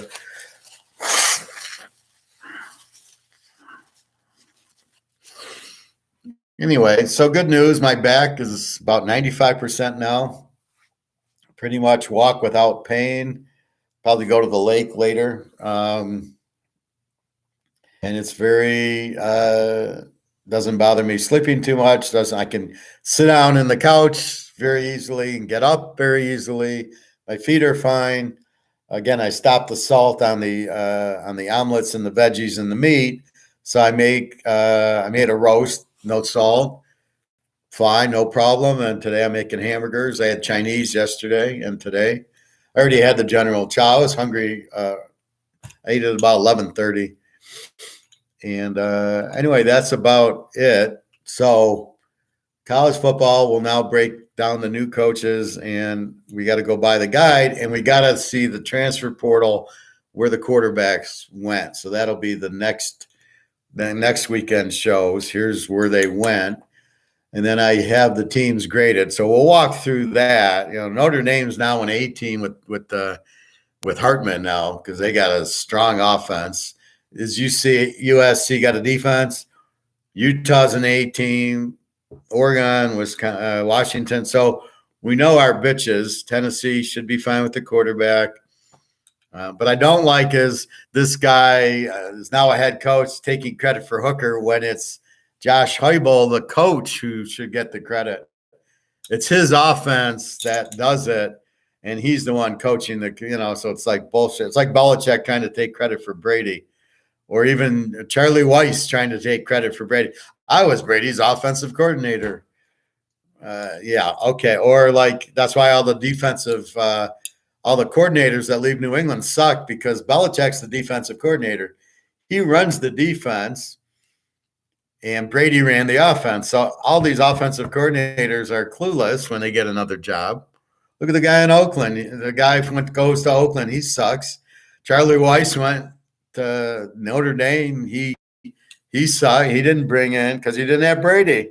It was all Brady. So I don't want to hear that this guy's getting credit for Tennessee for Hooker, the quarterbacks. I mean, bullshit. I'll give credit to the Coastal Carolina coach, but I'm questioning why he's going to Liberty. Why is that a big move for him? That seems really strange. Anyway, so that's that. Keep your eye on bank failures haven't gone away. Inflation has not gone away. Inflation, because they didn't raise rates, did not go away. And this 4% is on non-volatile moving stuff. So, in other words, well, you know what? What was the Lions lost to these good teams? Let's avoid Let's avoid the Carolina game and the Minnesota and. They lost in Kansas City and Seattle. Let's take all those games out. And look, the Lions were 8-1. That's what they're kind of doing. Let's take the volatile price stuff going out. And then look at inflation. It's only 4%. If we take all the stuff that's really important out of the equation. Well, let's look at cars. Nobody buys cars because of the high interest rate. Look, inflation's coming down. First of all, I thought about that, and you have a real tug of war between judging it. How do you judge inflation? How do you judge prices? Are prices going down because inflation is lower, or is prices going down because nobody wants to buy it? And in the market, the only way to survive is to lower your prices to market.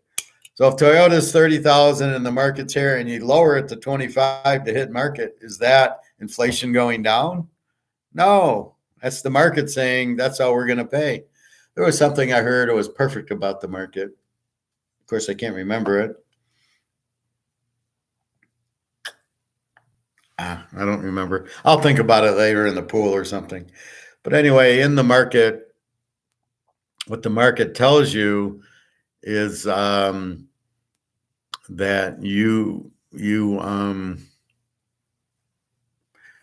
the market dictates the prices. So inflation is strictly the value of the dollar going down. So when they're measuring inflation year over year, how are you measuring it? Well, look, the price of whatever went from $50 to $45. See, inflation's going down, or year over year, it only went up 4%, or whatever they're measuring it, which I think the only way to measure inflation would be gold. But since they do gold, I think the only other way is maybe Rolex and or interest rates on mortgages. I think that's the best way. So if you look at interest rates, and if they've gone, if they keep, I know they've gone up, then that's usually the good point of inflation, because the guy loaning the money doesn't want to get hurt. So he's going to raise his interest rates as much as inflation is. But I don't think you can use prices as a measure of inflation going up 4%. I think that's fantasy land. I think all I can think of is you keep printing the money, it's worth less, and then it becomes, does anybody want it? And if nobody wants your currency, it has no value anyway. So you can be the reserve currency, but without value, without anybody wanting it, it really has no value. And if you keep inflating it to zero, it has no value. So don't listen to the 4%. It's still inflation. It's still the dollar going out. It will go to zero. What happens in Venezuela, and their inflation is 200%, versus here, I don't know. I can't say what they're doing to measure it versus what we're doing. But I think all these foreigners, the 25 trillion from the foreigners, are keeping the inflation hidden, because everybody's dumping their money in the U.S. for safe haven. Maybe, not showing the inflation. But I think once they pull their money, you're going to see prices drop. And that's when again, you can't really measure inflation in prices. because that's the market, right? That's really not it. So I don't know. I got to think of a good way to measure it. I think I looked at Rolex, couldn't really get prices, and then I looked in mortgage rates, and I think that's probably the key. Let's look at. Well, I want to keep the coaches thing, but if we look at mortgage rates, they've went from zero. I know 2 or 3, then they go up to 5. Now they're what, 7 or 8? That's your inflation. Or the car rate. My car was 2% in 2018, is now I think 6 or 7%. If I wanted to buy the Camry now, so I think that's probably the cleanest way. I don't think it's the prices, because to be in business, as I said, so I need to sell this. So I was selling it at 10. My cost went up. I sold it at 15. Now nobody wants to buy it. I have to lower the price to 10. How is that inflation? That's nobody buying it, and I got to sell them. So I sell them based on the market. So I got to lower my price to sell them, like Oreo cookies. It's buy one for $5 and get the second one free. So in fact, they're $2.50 a pack, but they're not. They're being measured at $5. So again, what does that mean? And that's really the whole point. So don't buy the 4%. And again, the whole world is collapsing. When they start pulling their money out of the U.S., that's their only option would be gold. That's your only option. Once that happens, you got to get out of U.S. Where are you going to put it? You're going to put it in British pounds and euros, yen, won? No, you're going to put it in gold because you have no choice.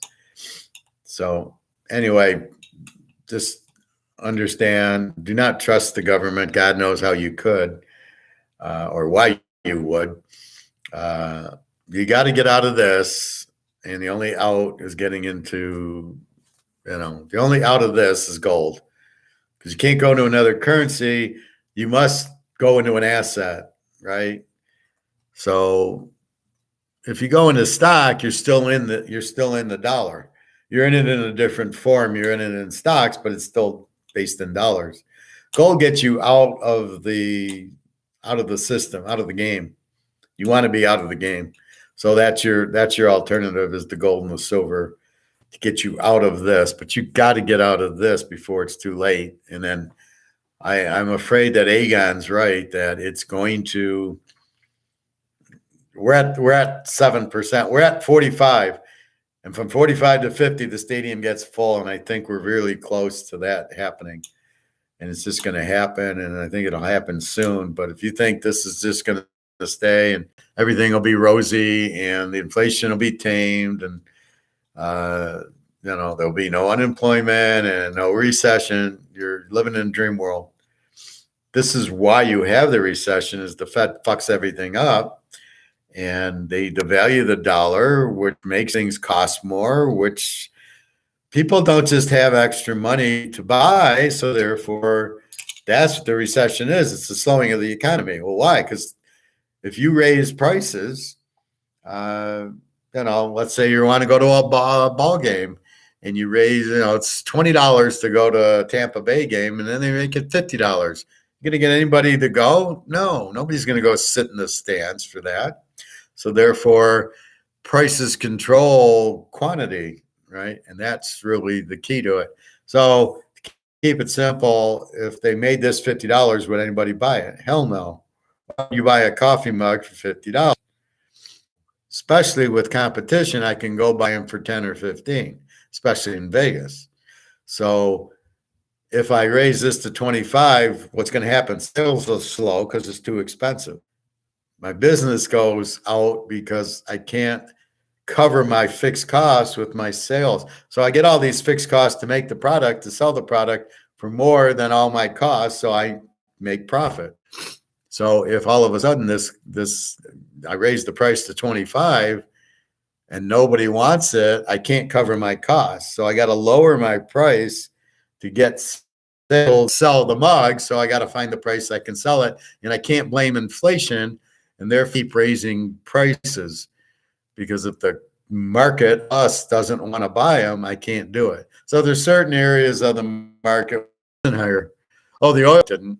I buy broccoli every week. I've never seen it close to $9 a pound. I think it's $2.99 a pound now.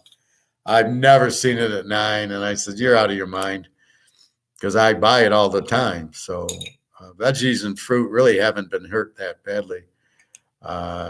They are at some stores, but if you go to like the Meyer type of store, it's $1.49 each for like peppers. So that hasn't that. Maybe it was what, $1.25. I mean, so I'm not feeling the crunch from inflation with the cheese and things like that. I'm only feeling it with the, even with the steaks. I bought the $10.99 for all New York strips and everything yesterday. I bought some hamburger.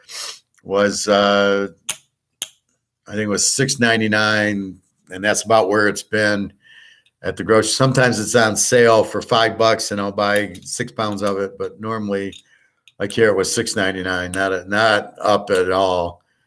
Fish I notice is more expensive, but I just don't buy it. I'll buy more chicken, which I can still get for $2 a pound, and I get the hamburger and the steaks and the ribs. And the ribs went from 10 to 15 and now they're back to 12. There you go. So inflation is not really measured in prices. It's really the valuation of the dollar, but it's hard to really see it.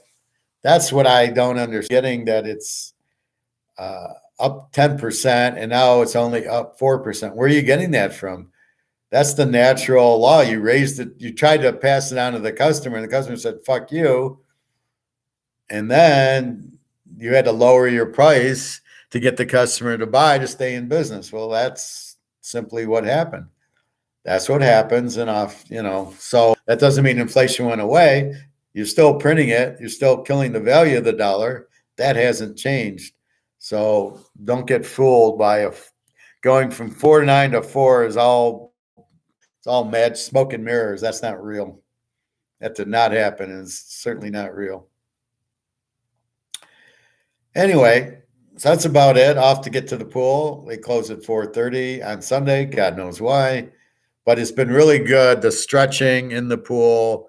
I do a lot of twisting and turning, which really helps my back. I'm able to walk fine. I like the hot tub, which really doesn't do much. The feet are good.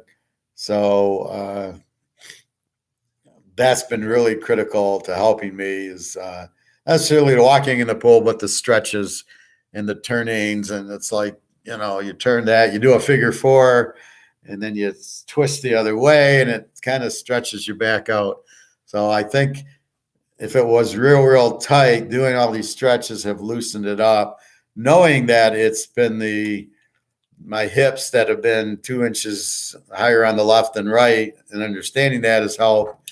And so now I don't sit in a weird position, which causes my hips to go out of joint again. So I'm very straight on as I do this, as I work, as I'm watching TV now, where before I'd be turning like this on the couch doing computer work. I don't do that anymore. I'm more on the phone. And if I'm on the computer, I come here to do shit. Anyway, that's about it. Work's going well. Like I said, 2 big paychecks this week was great. And I know what I need, but I know it's on sale. I know gold at $2,000 is a joke. I know why it's $2,000 and it should be higher. And I know it won't stay. And that's my point. I can see that it's going to be much higher. And silver for sure will be much higher. We know silver's got to get to 10 to 1, which puts it at $200 an ounce now. How they're holding it down, I have no fucking idea. The silver miners are the biggest idiots because they're the ones selling it for the $20 instead of realizing it's worth money. So they're giving away their silver, the silver mines or the gold mines. They're giving away the silver at $20, $24 an ounce instead of saying, no, it's $200 an ounce. What the fuck, you guys? We're 1/10 of gold. Gold's 2,000. We're 200. These are the biggest idiots in the world. These guys working the silver mines, selling their inventory so cheaply. And I'm sure JP Morgan and the boys are behind it and giving them kickbacks. We'll give you $1 million to keep it at 23. And the guys are, oh, okay. So there's a lot of hanky-panky going on. It's a lot of J.P. Morgan illegal shit. They should all go to prison as mafia, but since they run the judges, they won't go. But as you heard Andrew say, they're all a bunch of criminals. He said it. I agree with it. I've said it before. And I think we're being run by mafia. So we'll see what happens. But anyway, have a wonderful day, Bobby. Just rip that dollar and you'll get your family's attention. But again, it gets back to if they don't want to learn about it, you can't teach people who don't want to be taught. I can lead the horse to water, but I can't make him drink. That's what you're doing here. So how do you make people get it? And the people that don't get it and don't want to learn, I turn off to. The communist, I just turn off to him. He says hi. I go, what's the point? What are you saying hi for? I don't have a you. I don't like you. I don't respect you because you don't listen. And I remember I started telling him about gold, and he says, well, you don't think I should just take your word for it? I go, you don't know who I am. I'm an economist. Of course you should take my word for it. Who do you take Karl Marx's word because you read his book and you take his word for it? Well, why do you take his word, not mine? That's insulting. That's my big problem. It's insulting that these guys don't do that. Anyway, 2:30, I am off. Have a great day. www.teaserking.com. I'll probably be back Tuesday or Wednesday. It's 9-hour days, so it's a longer day.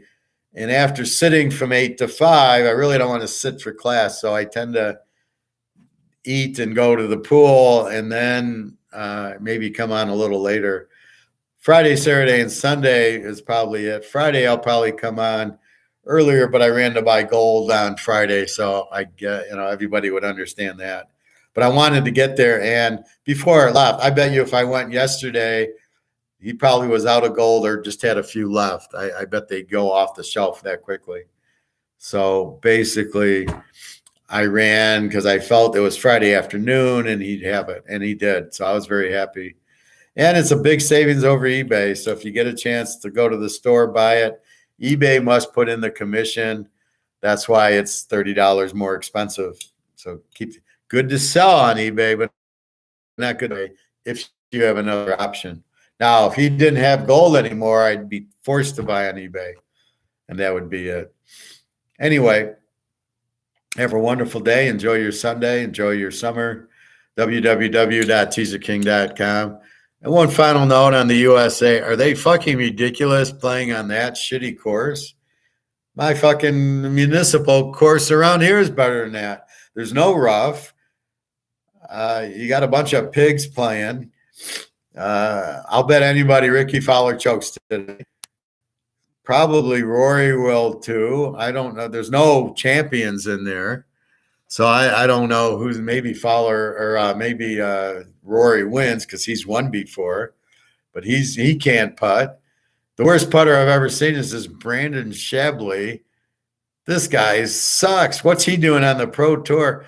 He putts like this. I mean, it's like, I wouldn't teach my kids to putt like that. What, are you kidding me? They have no feel. They have no idea. It's the third eye is how you putt. You visualize the hole, and that's what you putt to. And you don't miss very often. And these guys are Dustin Johnson's terrible putter. Rory's they're all terrible putters. Ricky Fowler, he's the biggest choke out there, and Jordan Spieth's a big choke. So I don't know. And it's on so late. It comes on at like 7:00 to 11. What the fuck is that? I mean, I remember watching Pebble Beach, and they'd come on at 2 or 3 o'clock and be done at 7. I mean, it was always Eastern time. Now it's that, and this course is a U.S. Open course. I wouldn't play that course. If you paid me, I'd play Pebble, of course, and the Olympic Club. Those are nice courses, but not Torrey Pines. I played. It's not a U.S. Open course, and then these L.A. courses are a joke. So I don't know, but anyway, just a thought on the U.S. Open. It's just pathetic. All right, everybody, have a great day. www.teaserking.com. Take care. Bye.